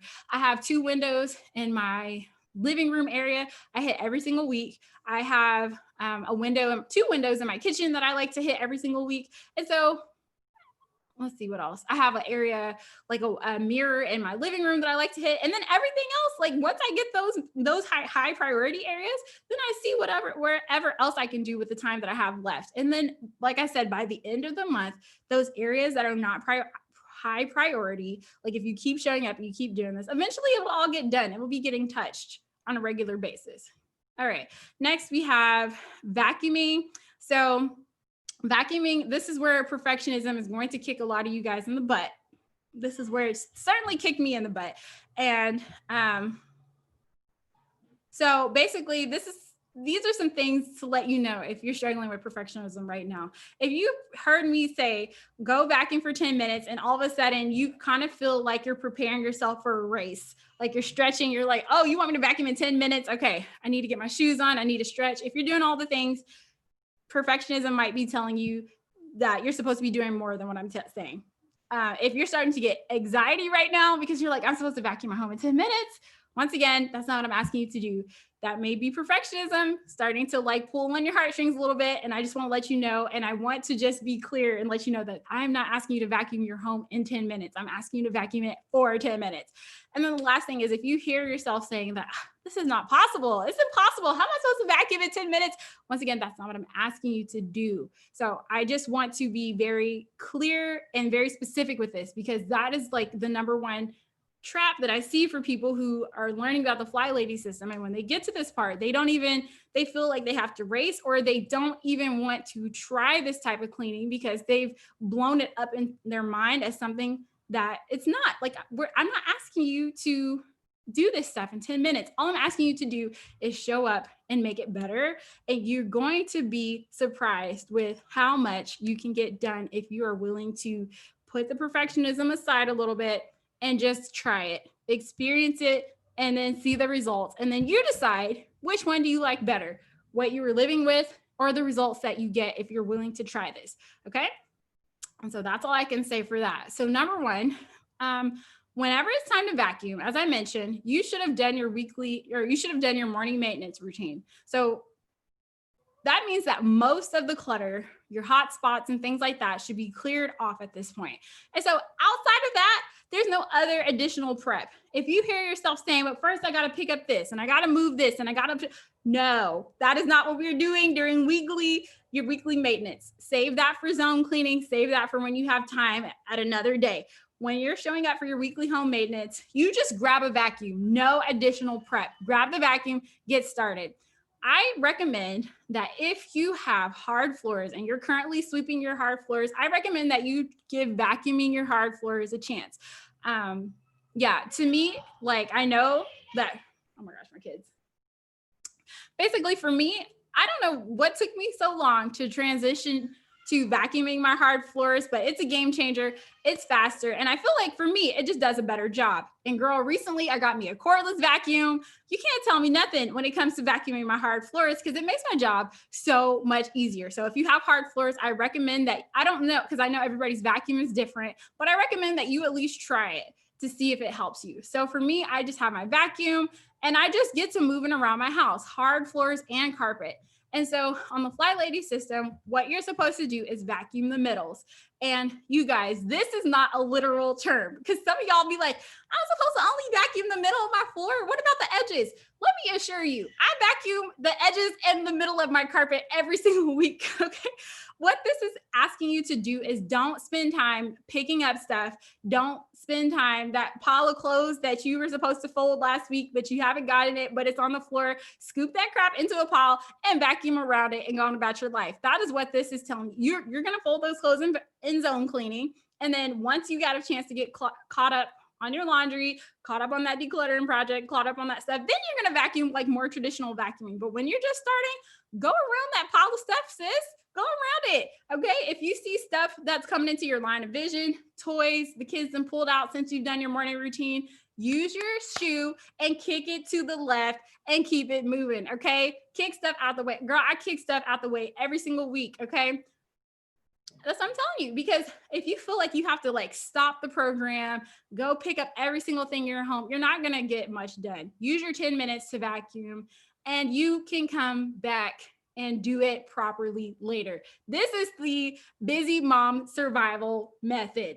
Kick stuff out the way, go around stuff. Because I'm like, if you get 80% of your floor done today, and you had to go around some piles, like you're gonna feel so much better. And like I said, once you had a chance to implement the whole system, do your zone cleaning, all the stuff that you had to go around today won't even be there in 1 week, 2 weeks, 3 weeks from now. And if you just keep showing up, eventually you will get to the point where you're doing traditional vacuuming. But some of us, we don't get to start out that way if we have decluttering projects that are blocking us and that are in our way. So the solution is go around it for now and we will get to it later. This also applies to tables, chairs, like anything that you can't kick out the way, go around it for now. Like every week I go around when I do my maintenance style of vacuuming, like I go around tables, I go around like in my dining room, I just go around the table because I know that I'm going to get to the deeper stuff and under the table stuff when I do my zone cleaning. And so that's pretty much all I can tell you. Go around it or kick it out the way. And like I said, for me, I can assure you that most of the dust in my home, most of the crap, it loves to travel to the edges. So I actually spend a lot of time in the edges, kicking toys out the way so that I can hit the whole edge of the wall in my living room where dust just loves to gather. And like I said, you do that for 10 minutes. As always, hit your high priority, high traffic areas first, then do everything else. For me, the high priority areas in my home are my bedroom, my boys' bedroom, my living room, and then most of the time I can do those things and still have time left over. And so that's when I'll start venturing into other areas of the house until my 10 minutes are over. And then whatever I don't get to this week, I go over and I do it next week. Like I said, it's not the proper way, but one thing you don't see me ever complaining about is crap on my floor because these 10 minutes are powerful. So like I said, you can come for me, but like, that's not how you vacuum. That's not proper. If you are complaining about crap on your floor and you haven't tried this yet, like, I don't know what to tell you. Try it first and give yourself permission to do your sucky first draft, which is going to handle most of the problem, and then come back and do the detail stuff later. Like I said, busy mom survival guide. Okay. This is for the people who just don't have time. And like I said, I highly, highly, highly recommend that if you have a lot of hard floor in your home, if you have a large home, if you have an upstairs, downstairs, girl, get you a cordless vacuum as soon as you can. I don't know what took me so long. I got one. I'm loving her. Like she just helps me, like not having to like think about that cord helps me out so much. I'm not telling you to go get the fancy, expensive one. Sorry, you guys can probably hear my baby. She's with her dad. But anyway, I'm not telling you to go invest in a Dyson or anything expensive right now if you can't afford that. I got like an off-brand model one, and it was seriously changing my life, you guys. And so I use it for my hardwood floors, and I feel like I'm able to just not having to worry about that cord has allowed me to just be able to do more. And then I do have like a heavy duty, fancier vacuum because like my son and I, we have like allergies. So I really need something heavy duty to really get into that carpet. But my little off-brand vacuum cleaner is doing a wonderful job on my hardwood floors. And I think I even saw, I keep telling you guys about this Instagram called Go Clean Pro. And they're like, girl, don't even use a vacuum anymore or a broom anymore. Brooms basically have all these problems. I say use whatever, because I'm not going to use my vacuum on, food or like a mess that my kids just made, like a sloppy spaghetti mess. I'm not gonna use my vacuum on that. So I still feel like there's a place for a broom, but for like everything else, they're like, just use the vacuum. The vacuum is faster and it does a better job. And so I know everybody's vacuum is different. So I'm not going to make a blanket statement for everybody, but I'm just saying that this is one of those tools that you may want to consider investing in if you're looking for products to make your life a little bit easier. I'll link the one that I have down below. It's changed the game for me. And then in the future, I do plan to ask for that Dyson for Christmas one year, or for a birthday, or for an anniversary gift, because I feel like if I just had to use one vacuum to do the hard floor and the carpet, y'all ain't gonna be able to tell me nothing. Like, I'm gonna be swooping around this house so thoroughly because I'm not gonna have to stop. So anyway, that's just where I am right now. So next, let's move into mopping. This is also another area where some of your perfectionism is going to kick in. Some of y'all gonna be feeling anxiety. Like I said, try this stuff first before you knock it. Once again, when it's time for me to do mopping, all I do is I just get started. Prior to Fly Lady, I think anytime I thought of mopping, I blew it out, made it like this big production. Girl, first you gotta pull all the chairs out, then you gotta like sweep, you gotta do all the things. No. Get the mop and get started. I promise you, I set that timer for 10 minutes. The first minute of mopping, I spend running hot water. And I'm not even joking. Like, what I want you to do is stop talking yourself out of this. Like, that is literally my goal, is to get you to stop talking yourself out of it. And the thing that makes people talk themselves out of it is when they feel like they have to prep and do all the things. No, set your timer and fill up your mop bucket. That's what you're doing for minute 1. Minute 2, get to mopping, girl. Like, I know there's going to be crumbs and stuff on the floor, and you're going to be, well, number one, if you just did your vacuuming like that same day, it's probably going to be okay. And like most of you guys, I feel like most of you guys at least do some spot sweeping whenever you do your morning routine, especially if you have kids who just made a big mess. So I'm not telling you to mop over squishy spaghetti or do anything like that. I'm just talking about like your general dust and dirt that likes to collect in the kitchen. Girl, get to mopping anyway, okay? Because this is my little secret, okay? When I started this Fly Lady system, I used to go and I used to sweep and do all the things, and then I would go mop, and there would still be like dust and speckles and all that stuff left on the floor after I mopped. And I used to feel so ashamed about that. I'm like, oh my God, like I just did this. Look at all this weird stuff on the floor. And a piece of me felt happy because I was like, well, at least I don't see that grounded in dirt anymore. At least like the spaghetti stains are off the floor. At least those black foot marks are not here anymore. At least I could see the real color of my tile. But I used to feel so ashamed that there were little specks of dirt on the floor. And I'm like, how can I live with myself? But girl, I feel like not too long ago, I watched this video from a professional cleaning company. And you want to know what I saw the people do? They said that they had the same experience. They said that they vacuumed, they mopped, and there was always still crumbs left over. And you want to know what they did? Girl, they mopped.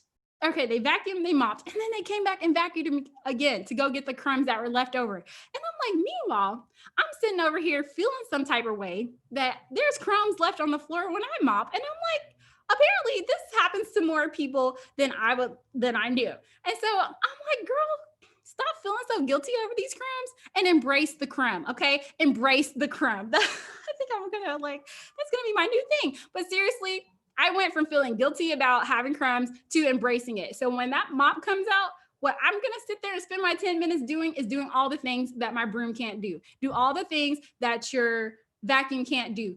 focus on getting the spaghetti stains off the floor, get the crud off the floor, get the footprints off the floor, turn your tiles back to the right color. And when your floor dries, vacuum later.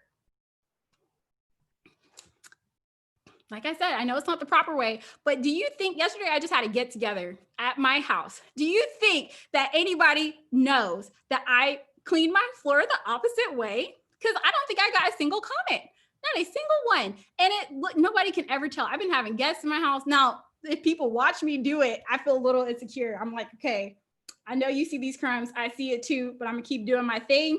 But in terms of the finished results, it gets you the same results. Like I said, I'm not telling y'all to mop over spaghetti. I'm not telling y'all to do that. I'm just saying, like, your general crumbs, ignore them for the 10 minutes. And then when your 10 minutes are over, just go back and do a light vacuum on the stuff that you missed. And it creates beautiful, beautiful, beautiful results.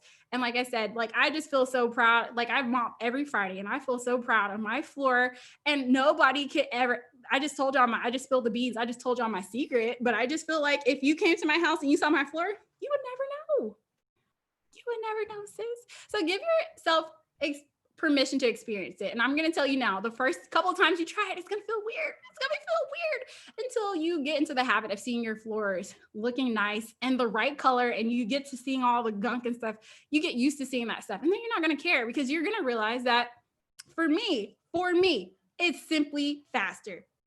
And if for some reason I can't come back and like lightly vacuum up the crumbs and stuff that I left behind, I know that I sweep my floor every single mealtime. So if there was a time I think I had to go to an appointment and I was so determined to get my routines in, so I just went in, I mopped. I used my mop to like drag stuff out of the way, like crumbs that were in my way. I just dragged it out the way and then I mopped it. And I like used my mop to like scoop everything into a pile, and then I like keep mopping. And then I think it was only when I was able to come back later and we had lunch, I just vacuumed everything up. Or no, I think at the time I didn't have a vacuum. I just swept everything up at once.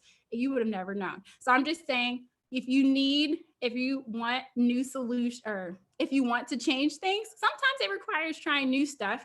And I'm just going to let you know, for me, it literally has been a journey, and giving myself permission to accept the crumb. Embrace the crumb, y'all. Just do what your vacuum can't do. Do what your broom can't do. Get up the grime. Let your mop do its job, and then resume back with normal mop vacuuming later. All right. And if you don't have a spin mop already, sis, what are you doing? Get a spin mop, okay? Like, it's gonna save you so much time when you don't have to be wringing out things by hand. Like, if that's all you have is like a traditional mop, do the best you can with that. But as soon as possible, get you a spin mop, and I'll link the one that I have down below. The last thing is trash can. So obviously, I know that nowhere you guys have seen where I tell you to take out the trash on your routines. I just feel like, if you're doing your morning routine, and you see that the dishes are done, the clutter's picked up, the laundry's under control, there's a good chance that most of you guys are going to be taking out the trash in your kitchen. I'm just, for me, it just makes a disconnect, and everything else is done.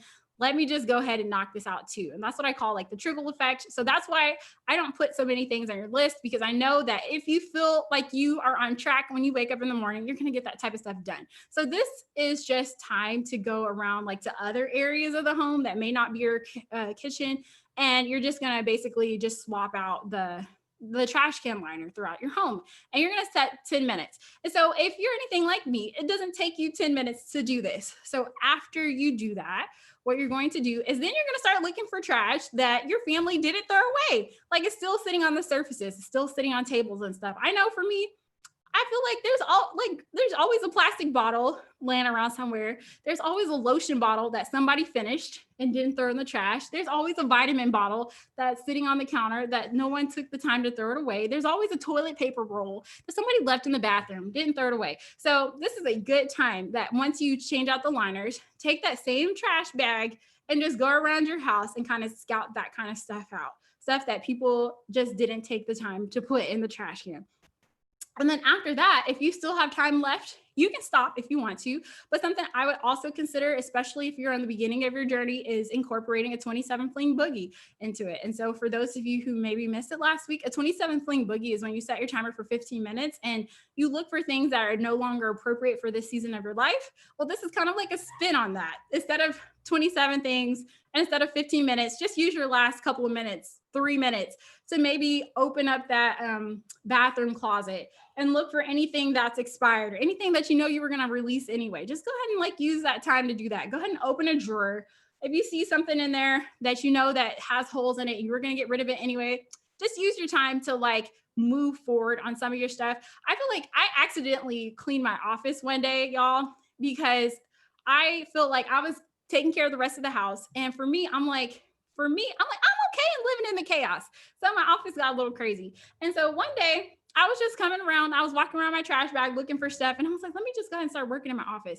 And girl, I accidentally cleaned my office. Like by the time I threw away paperwork and like random knickknacks and random stuff that I knew I didn't want anymore, I accidentally cleaned my office desk. So I'm just telling you, there's a lot of cleaning to be done. Like once you get the trash liners done, if you go beyond the trash liners and start looking for other places where trash might be hiding, that's a good way to use that time. So I just want to give you guys a couple of reminders as we're getting ready to wrap this up. Don't race, don't race, don't race. I'm not asking you to race. I'm just asking you to confront your problems for 10 minutes. The first time is going to be the hardest. That's why we're working on this for 2 weeks, because I really want you guys to get comfortable with this weekly home blessing. And so the first time is going to be the hardest. If there's a lot of buildup, if there's a lot of like, you know, for me, like I had this window in my kitchen and the first time I cleaned it, it just didn't. Hold on one second. My kids are being loud. Hold on. I need to get them quiet so I can concentrate. You have to be quiet, okay?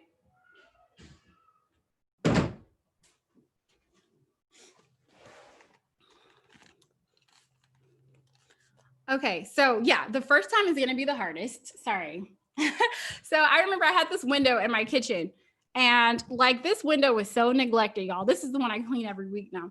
But this window was so neglected. Like the first time I tried to clean it, I got most of it off, but there was like some stuff on there that I just couldn't get off. I couldn't get it off the first time without spending an excessive amount of time on it. So with any of these, I forgot to mention this during the mopping. If there's something that's stubborn, that's stuck on, give it what you got for a few minutes and then move on. And so that's what I did with this window. And so every week I just came back and I tried it again. And I think it took me a couple of weeks, like maybe 2 or 3 weeks before I was able to get that window spotless. And so, yes, if things have been building up, it's not going to get clean the first time. And so that's okay, because that's the beauty of showing up and getting on a routine and building a habit around showing up for this stuff over and over again, is that you just get an opportunity to chip away at it a little bit every week. And so I forgot to mention this during mopping. So let me go back and do that now.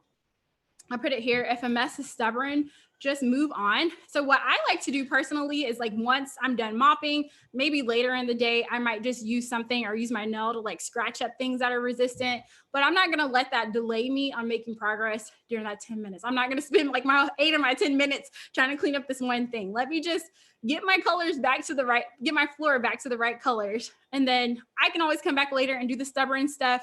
Or if you want to approach it kind of like how I approach my window, just chip away at it a little bit every week. And so, yeah. Okay, where was I? Yeah, the first time is the hardest. Just give yourself permission to try this a couple of times before you decide like if you don't like it. And then also, once you get into the habit of doing this stuff week after week after week, it's going to start feeling like, why am I cleaning this? I feel like I'm cleaning an already clean home. Like these windows are already clean. You know, this TV stand, it doesn't have any dust on it. Why am I cleaning this? I just want to tell you to just go with it. That is the beauty of having a system around this stuff, is that if you show up for your 10 minutes and do this stuff every week, it will always feel like you're cleaning an already clean home. And let me tell you, people, that is the easiest type of home to clean. So don't feel like you have to wait for the dust to build back up and for the windows to become disgusting before you show up and do this type of cleaning again. Get into the habit of just showing up every week, regardless of what it looks like so that it can always feel like you're cleaning a clean home. And so literally now when I like clean, like for example, my dresser, it literally, I'm just like 3 swipes and I'm moving on. Like I don't have to like scrub anything up or do anything excessive because it's already clean. I'm just making sure that that newest layer of dirt that you can't even see doesn't even have a chance to make a home there. Okay. Next thing is, this was so important for me to remember, especially when I was mopping them floors and I saw them crumbs after I just mopped and it hurt my feelings. And I didn't have a chance to realize that, girl, just vacuum just right after you just, mopped, and it's going to be okay. Like nobody ever has to know. This is before I had a chance to like come to this realization. Bad cleaning is still a blessing to your home. Like that's what the Fly Lady says in her book. Bad cleaning is still a blessing to your home. And it is so true, because one thing that I hope you all experience is when you walk away from your weekly home blessing, I hope that you guys will be like, wow, like even though that didn't really feel good, giving my crappy first draft and just going in and doing a quick job on this, even though that didn't feel good, like my home feels better. And this is nice. And I hope that you guys get to experience the blessing from the fact that you showed up and that you tried to do something about it, even if if this wasn't the time for you to go all the way and do it all the way to completion. And that you give yourself, like I said, that permission to know that, okay, like this feels good. And I know that I zone clean in here next week, and I'm going to really make sure that I get under that table that I skipped, because that's bothering me. But at least everything else is looking nice and everything else is pulled together. And once again, I just want to review some of the benefits of why I like to do it this way. For me, like I said, it's realistic. It's not realistic for me to have to do everything the proper way 4 times a month, every single week. Like right now, it just doesn't work with my life. Maybe in the future, maybe I might go back, maybe not, because this is too easy and this works too well and it's too realistic. I don't know. But it's so nice to have something that works with the time that you actually have, even if you have to rig it up a little bit and do what you can and then perfect it later. It still works. Like I said, I had company over, and I don't think anybody knows the way that I mop. They just probably notice that the mopping is done, And so it's also faster to become company ready. As I mentioned, if you're not waiting until you get that phone call, it's so much easier, because when you do get that phone call, all you have to do is be like, okay, I know we're going to be sitting in this dining room, so let me just really just do really freshen this up and really make this look extra nice. Maybe I might just go hit up the bathrooms, but it's not like you're having to like go through your entire home and spruce up your entire home unless you want to. Like yesterday, we had guests from the top of this house all the way up to the top of this house, my boys' room, and that would have felt like crap. To only feel like, okay, I only have time to do the downstairs. But anybody who goes to my boys' room, it looks like a disgusting mess in there. I knew that pretty much every surface that was accepting visitors has been maintained, and I've been doing my routines. And so it didn't feel like a lot of pressure for me in terms of preparing and cleaning. And honestly, all that I did in terms of preparing, like I said, I had someone help me get my dining room area together. But everything else was just, it's practically done. Just a little light touch here and a light touch there. And so prior to that party, I was upstairs working on the Peaceful Homekeeping Challenge, getting my Instagram post ready. But if that would have been me like over a year ago, I would have been panicking, because I'm like, I don't want to be embarrassed. I want to pull everything together. So just getting into the routine of showing up and doing these tasks every week will just make it so much easier for you guys to be company ready. Even if you're not doing it perfectly during the time, it's still going to serve you when the time comes, when you do want your home to be clean. You're not starting from scratch. And then, like I said, it speeds up deep cleaning. So now when you're in your zone cleaning, you're not having to start from scratch again. You have gotten most of the stuff done. Now it's just, let me really target those areas that I can see that needs a little bit of refinement and that needs a little bit of revision. And now this is the time to do it. If we show up for zone cleaning anywhere from 3 to 5 times per week. And so if you want to have that perfect job in every single room, this is the time to do it. And then, like I said, it's when you make things fast and easy for you, it's less likely that you're going to procrastinate. And so that is one thing that this way of doing it has really helped me. Anytime I have any thoughts that come that try to talk me out of doing it, now it's not the time to mop. I'm like, why not? Get the mop bucket, mop. If you need to vacuum, do a light vacuum, do it later, or do it, right after you're done. Anytime I need to vacuum, I don't have to be like, you got to move this. No, get the vacuum, do something. And anything that's in my way, kick it to the left and kick it to the right. Anything that I can't move, I will come back and do it later. But I'm so happy to have that, see that most of the crap is up. And I can go in and do the refining and the details later. And like, nobody has to know if it's that embarrassing to you, you know? And so for me, it is. It's uncomfortable for me to let people see the process. I'm not even gonna lie. But people don't need to see the process. Just as long as you're getting the results, like do what you need to do in terms of the process. That's just kind of where I am right now. So for this week, we're going to continue the maintenance routines every morning and every night. As I mentioned before, if you're not doing your maintenance, I hate to say this because this is what a perfectionist would say, but if you're not doing your maintenance, pretty much the rest of this, what's the point? What's the point? Because that's where things start piling up and building up on you again. So really get solid with that maintenance routine and keep that in place. And then you're going to develop a plan for your zone cleaning and your weekly home blessing. So for me, it's important for me to space those things out throughout the week because I don't want to be doing too much on one day. So I'll kind of show you guys some example schedules in just a moment. Once you have a plan, show up. And then I also wanted to address this question. So I squeezed it here. What happens if I miss?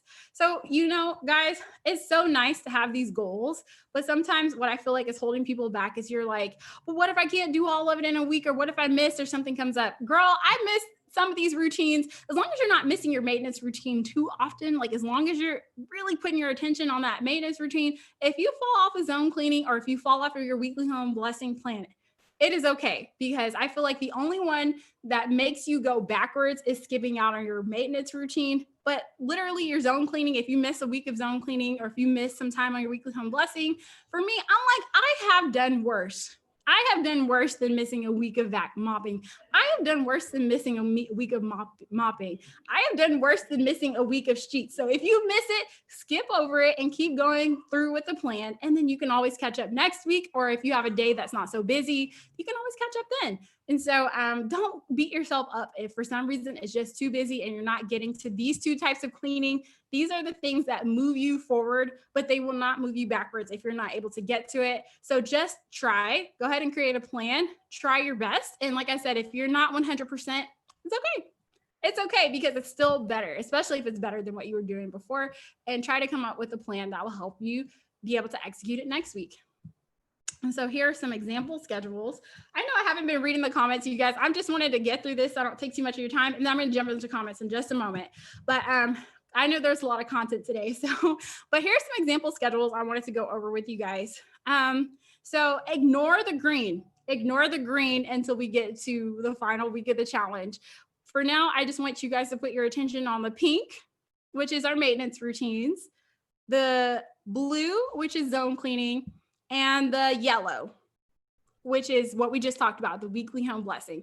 So these are some, I provided 5 different examples of how you can schedule this type of cleaning into your week, depending on what you like, what you want. And so you don't have to follow any of these examples. It's just to get you inspired, because one thing that I do believe is customization and tweaking and making things work for you. So maybe you try one strategy this week, but you're like, oh, wait, I have something on Thursday. So I really don't want to do cleaning on Thursday. So let me space it out. I really want to empower you guys to make this work for you and make this work for your real life, make this work for your energy levels, make this work for your personality. So I've given 5 examples here that you guys can use as inspiration. So this is kind of how, this is very close to how they do this on the Fly Lady system. They do their weekly home blessing and they just knock out all of their tasks on Monday. So you show up and you do your morning routine, then you pretty much do all of your tasks in one day. And it should take you about an hour and 10 minutes if you go into it with a very no nonsense approach. There we go. So basically, like I said, if you don't get distracted by all the things, like you're kicking stuff out the way when you vacuum, you're kicking stuff out the way when you mop, and you're just very serious and you just get it done, you can get all this stuff done in about an hour a week, or an hour and 10 minutes if you're doing it the way that I've outlined. And then you're done for the rest of the week. And as I mentioned, you may have some things that you want to touch up. For me, I touch up on my swish and swipes, maybe later in the week if I see things are getting out of control. And for me, like I said, the showers are not on here, but if things are getting out of control, this stuff should be so easy for you to do that you feel confident that you can just touch up stuff. And then if you do everything on a Monday and you just want to zone clean a couple of times a week, maybe you can get in 15 minutes on Wednesday, Thursday, and Friday. Just an example. So zone cleaning is going to feel easier. or I just feel like the rest of the week is going to feel easier if you just kind of crush and do all of the weekly home maintenance stuff in one day. And that's your style. For me, this did not work out for me. This did not work out for my twins. My twin baby girls would not let me do it this way because they needed my attention. And honestly, I wasn't trying to be cleaning all during nap time. And this personally was exhausting for me. I really gave it my best shot, but I just did not have the energy levels to support this type of cleaning. But for some of you, y'all do. So if you want to get it all knocked out and be free for the rest of the week, this could be a way to do it. And as I mentioned, you don't have to even do it all on Monday. Maybe you want to do it on Friday to get ready for the weekend. Maybe you want to do it on Sunday, like a Sunday, get it all done. Whatever, do whatever works best for you. Here's another, this is kind of closer to the way that I do it. This is not exactly how I do it, but I like to space my stuff out. And so I like to do a little bit every morning. Oh, actually, this was actually before, maybe around virtual school. When virtual school first started, this is what I was doing.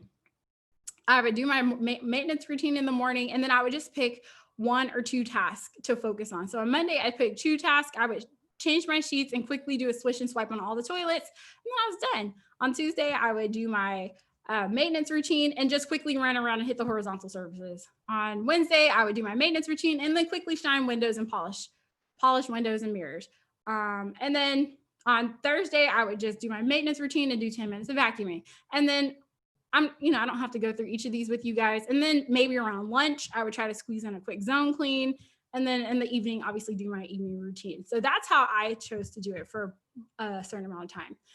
This would be a good schedule if you feel like you have a baby or a child that is so demanding that they won't give you that time to slip away. Gratefully, I'm so grateful that my girls usually give me that time. If I give them a little bit of Baby Shark and a graham cracker, they will sit there for 10 minutes while I go do something and then come back. So if you don't have that kind of kid, maybe you have to do all of your cleaning during nap time. And one of the things I love about this system is that you don't have to dedicate your entire nap time to cleaning. Girl, 20 to 30 minutes a day, and then rest for the remainder of nap time.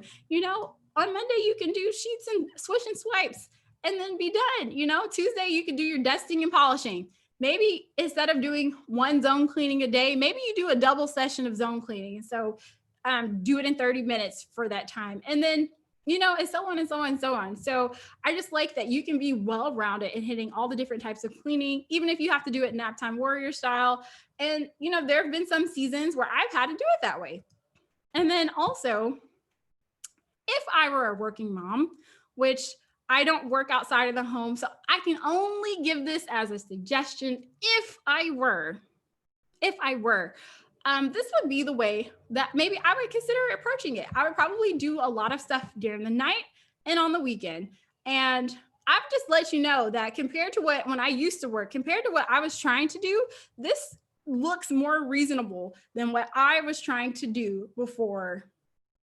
Like when I used to work, because I used to try to clean my entire house from top to bottom on a Saturday or a Sunday, and it was exhausting. But if you can get into the habit of maintaining, I would strive for every day, but at least as often as you can. That way, all you have to do is maybe squeeze in a couple of zone cleaning sessions. And then if you did half of your weekly home maintenance on Saturday and half on Sunday, to me, showing up, and this is what, like 45 minutes? Yeah, 45 minutes of work on a Saturday and maybe another, I don't know. I'm just throwing something out there, okay? Space it out in the way that feels more comfortable to you. But like I'm saying, 45 minutes on a Saturday morning, just would have felt more reasonable to me than what I was trying to do. And then at the end of the night, I was still left with the big mess anyway. And I was like, I just did all this cleaning and now it's undone. That's all I'm saying. To me, this would be a little more strategic. And then lastly, I provided an example for the night owl, which is kind of where I'm slowly becoming right now, doing all my stuff in the evening. For me, I still have mine spaced out, but this is just another way that you can approach it. Maybe you do a little bit of zone cleaning for the first half of the week, and then separate out your zone cleaning from your weekly home maintenance. And then for the second half of the week, maybe you start getting ready for guests on the weekends and you want to do, a little bit of your weekly home maintenance leading into the weekend so that, the house is ready. for guests. I don't know, girl. I'm just throwing out some examples, okay? And then I will be providing this for the people who are in the email list and who are getting the workbook. I'm going to be providing all of these resources to you. So you're going to be getting all the flashcards that we just reviewed today, just to remind you, so that you don't have to watch this video over again just to remember what you're supposed to do. And then I'm also going to be giving you this schedule so that you can kind of get your mindset into planning out how you want to tackle this stuff. Sometimes seeing it down on paper just is motivating, and it helps you realize that it's not as bad as it seems. Feel free to use your own planner. This is just a resource that I hope can be helpful. Once again, I'm on Instagram, and I'm trying my best. I've been doing the greatest job, and I'm trying my best to kind of show up and take you guys along with me as I'm doing my own cleaning. And then I'm also providing motivational messages on Instagram and also in my email. And as always, if you guys get stuck with anything or if you have questions, the most helpful thing that you could do is communicate with me. I have a feedback form that's going out on the emails. Also reach out to me on Instagram, reach out to me on email. Here's all of my contact information if you want to do that. Because if I know what you're struggling with, it helps me know like what type of content to make. It gives me ideas on what type of questions I can answer. Or if you guys are stuck on something, it gives me ideas of where I can kind of provide additional explanation to get you unstuck. But the only way I know how to be helpful is if you guys are communicating with me. Next week, we will be doing the weekly home blessing again. But we're going to take that time to do Q&A in terms of our check-in. So if you guys have any questions about the system, if you guys have any questions about me, anything, we'll just talk. YouTube, my personal questions about the system, questions about your life, anything, just let me know. We will hash it all out on next week. I think it'll be fun. I saw Miss Happy Housewife do this on her channel, and I was like, that was actually really fun. And so I want to do the same thing here.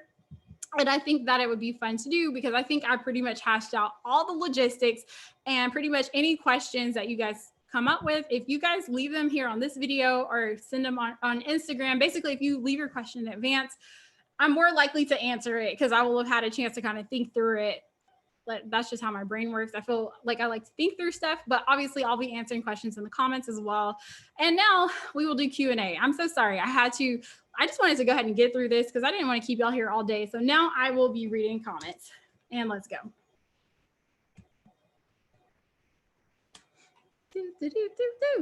Oh, this is from Cam KIB. Thank you so much for the donation. That is so nice. Your videos help to keep me focused. Thank you so much for what you do and share with us. Thank you so much for supporting this this channel and this this peaceful homekeeping challenge. That's just really nice. Thank you so much. I appreciate that.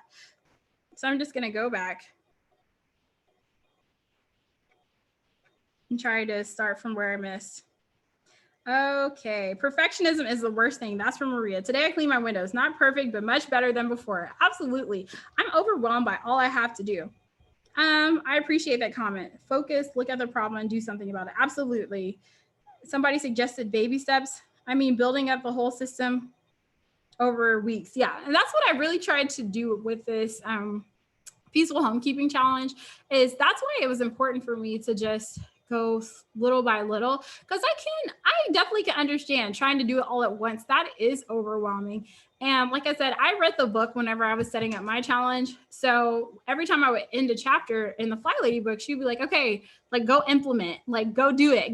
And so I really appreciated that because my initial intention was I had guests at the time, so I didn't think I could start anything with so many people in the house. So my initial intention was to do my control journal and get everything ready.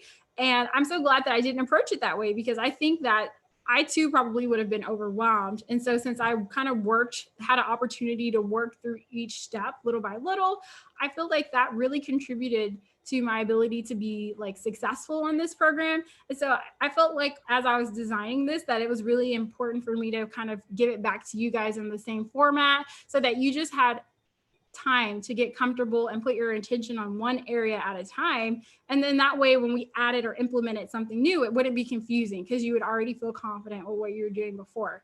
And so, yeah. And then another thing is if you're on my email list, you're going to have access to these videos.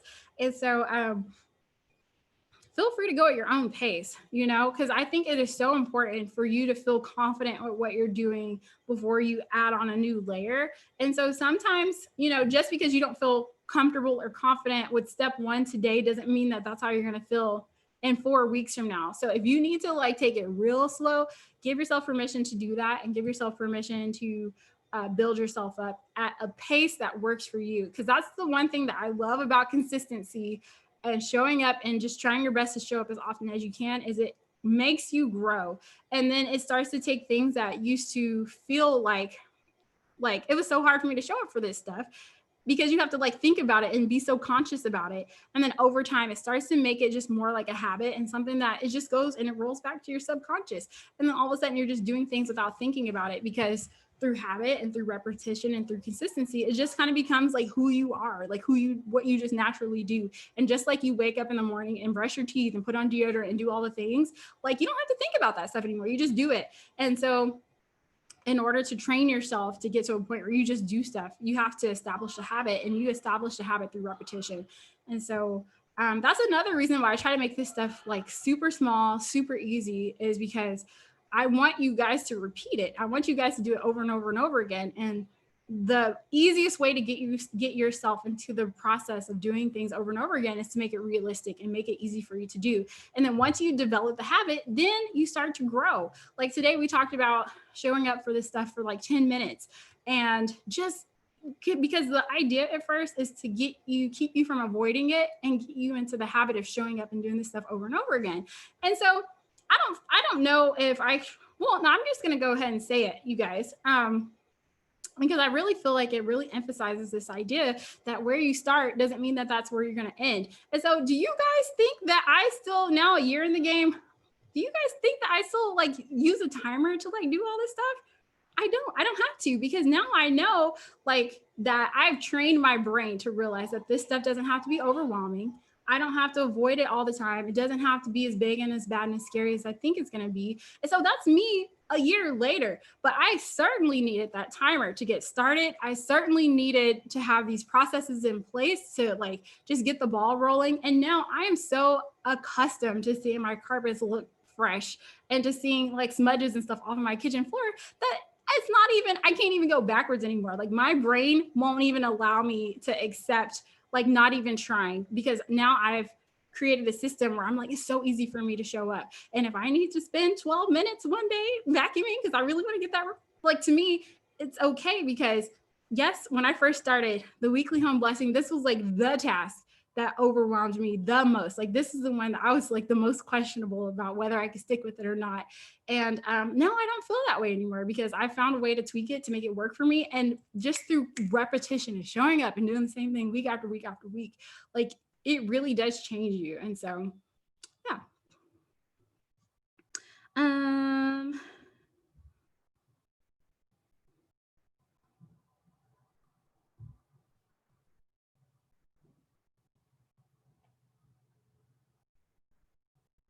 Yeah, Melissa says, I feel like I'm struggling with not getting every nook and cranny when cleaning.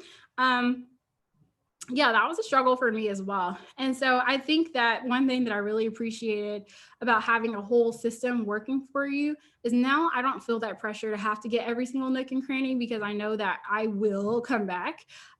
Whether it could just be, you know, I show up in my zone cleaning and I do everything the proper way. Or even just the other day, I had my cordless vacuum out and I was just doing my nightly routine. And I was like, girl, you like, I got a little burst of energy. Let me just swing through this living room and handle these little dusty spots that I see that try to creep up on me. And so like, but when I do it that way, it's like nice, because most of the living room is already taken care of, because I've been showing up for my weekly home blessing. So now I can just really go and target the areas that are annoying me or that are bothering me or that are starting to get out of control. And so, yeah, like it sucks when you have the vacuum if you're not getting every nook and cranny, but you're going to thank yourself.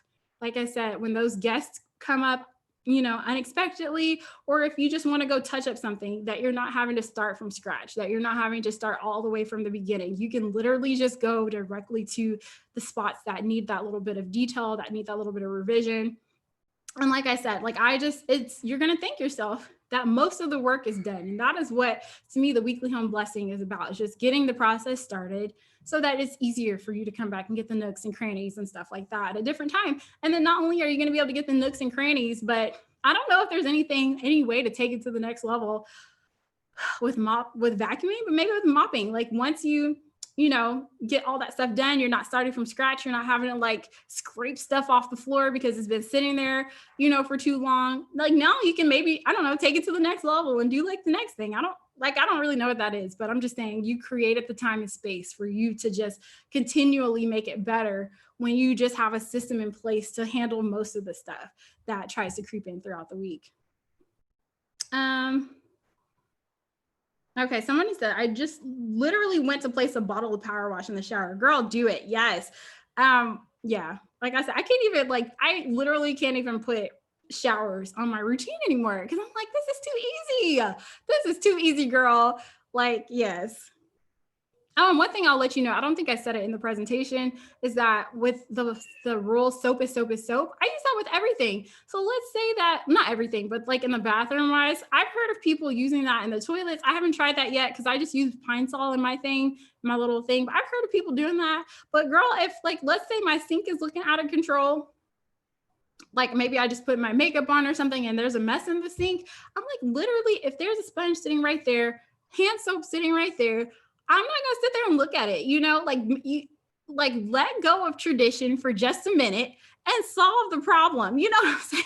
Girl, I will just sit there and swipe that sink really fast. I will look around for like a towel that nobody's using and I'll dry like around the sink area and throw in the dirty clothes and move on. So I was just encouraging you guys to really get out of your heads about this. And I know somebody told you that there's only one way to clean a sink, but they lied. They lied to y'all.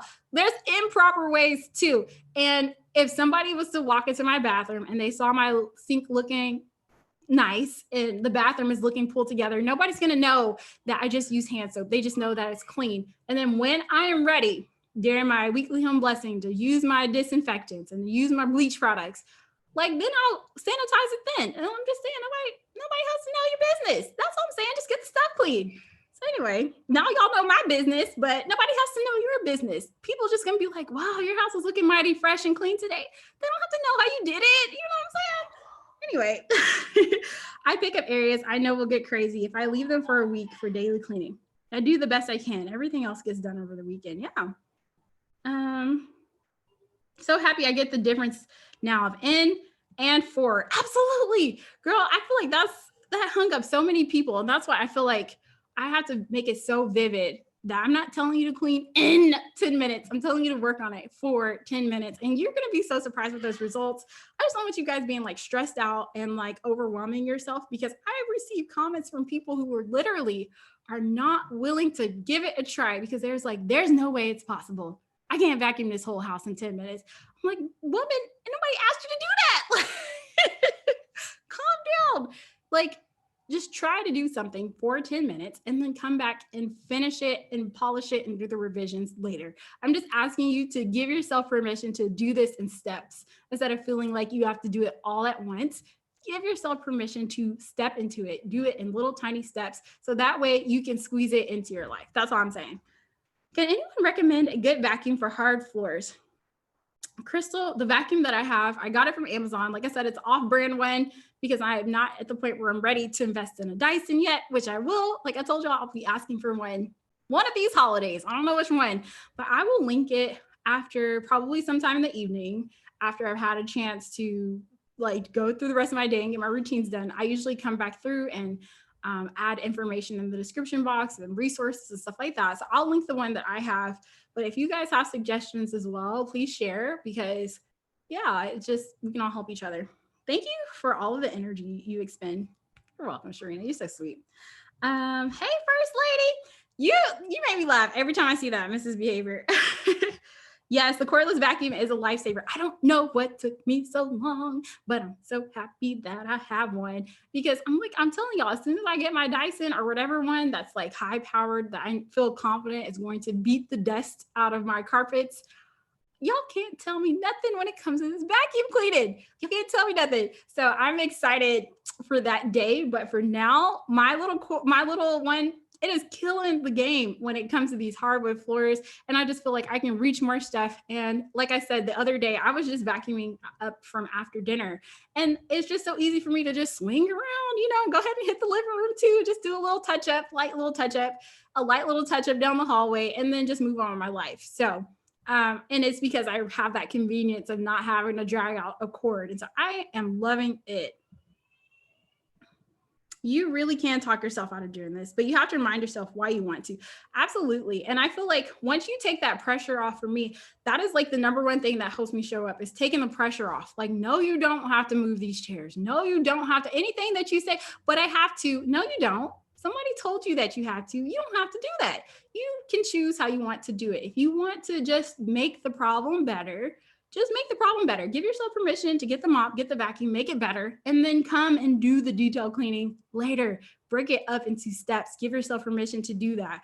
And so I think that's a lot of the problems that we were trained that there's only one way to do this. And I'm like, no, there's some non-traditional ways that will get you the results, but it may not be in the way that you're used to. But if like you're okay with that, I'm okay with it. If you're okay with it, just give yourself permission to make it better and then save the detailed work and save the time consuming stuff for your zone cleaning. Or like I said, when those unexpected visitors come, but at least you're not starting from scratch. That's all I'll say. Okay, looks like some people are recommending the Bissell Crosswave vacuum. Oh, it mops at the same time. Rugs, girl, how does it mop a rug? Hold on now. Y'all, somebody needs to give me clarification about this Crosswave. So how does it get your floor wet, your rugs wet?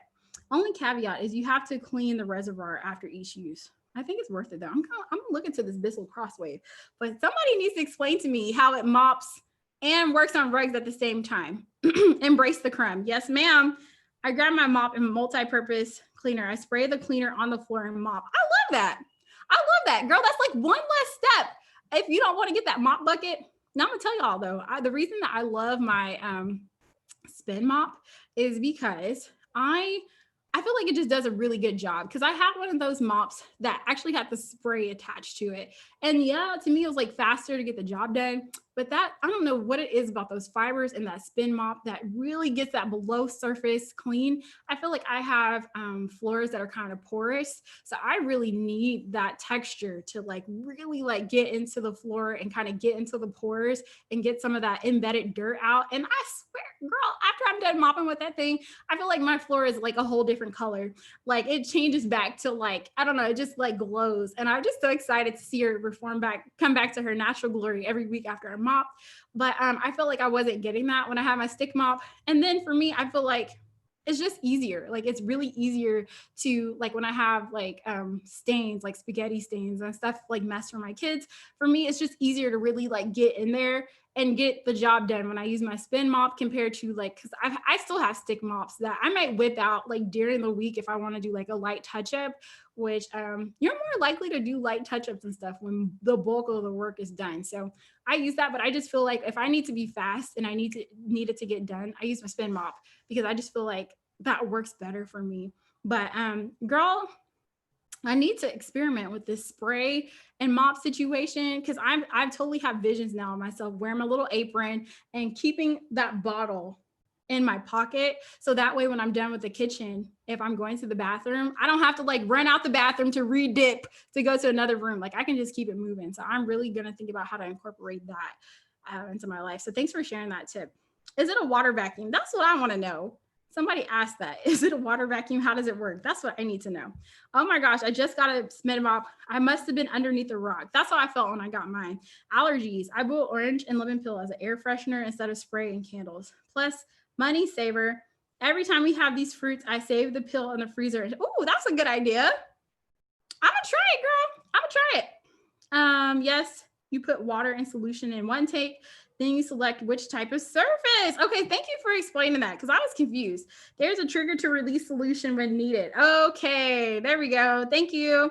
The surface while the vacuum sucks up dirt, debris. And okay, I'm gonna have to look into this. What a nice thing to do, your own air freshener. Okay, gonna try the weekly home blessing. I've been resisting it. Yay! I'm late, but I finally caught you live. Hey, hello, the obvious girl. This is from Lisa Lett. Sounds amazing. We'll definitely check it out. Thank you for clarifying. Lisa Lett's also from Canada. That's cool. Fly Lady says you never have to see dirt again. It's the truth. Especially, well, for me, I have to see dirt, a little bit of dirt, like for my vacuuming and the mopping, but everything else, no, the dust. Okay, the windows, I have to see dirt because I have little kids who like to touch my windows. Like every single week, I clean those windows. And then a few days later, somebody has their little sticky fingers and they go and touch the windows because they want to look outside. But for the most part, I feel like that literally is just so much easier to clean when you're just getting into the habit of showing up and doing this stuff every week or as often as you can. I can't wait to get there. I feel like I'm cleaning an already clean home. Yeah.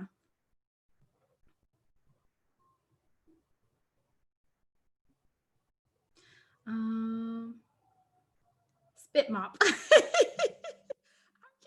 Marta says she gets spit mop. And somebody says, what is spit mop? Is that spray mop? Spot mop. Yes, spot mop. Okay, I see. Yes. Spot mop. Spit mop. Wiping is wiping down type of mopping. It's mopping the spot of area without deep cleaning. It's not usually a bucket. I use a microfiber cloth, hot water. Girl, if you mean like getting down on your hands and knees with a rag to wipe up like after like the kids have eaten and you want to just clean up, I do that all the time. Because once again, like my girls, they just leave a nice mess for me. So if I just had like spaghetti or something, depending on like if it's just noodles, I will go ahead and just sweep that up. But if it's like a lot of sauce or something, I'm going to just get a rag and just wipe that area. Like I don't feel like I have to mop the whole kitchen. I'll just wipe that area. So is that kind of what you're talking about? And then Marcia says, I wear gloves to spit mop with a microfiber cloth to wring it out. Yeah, I totally do that all the time. And then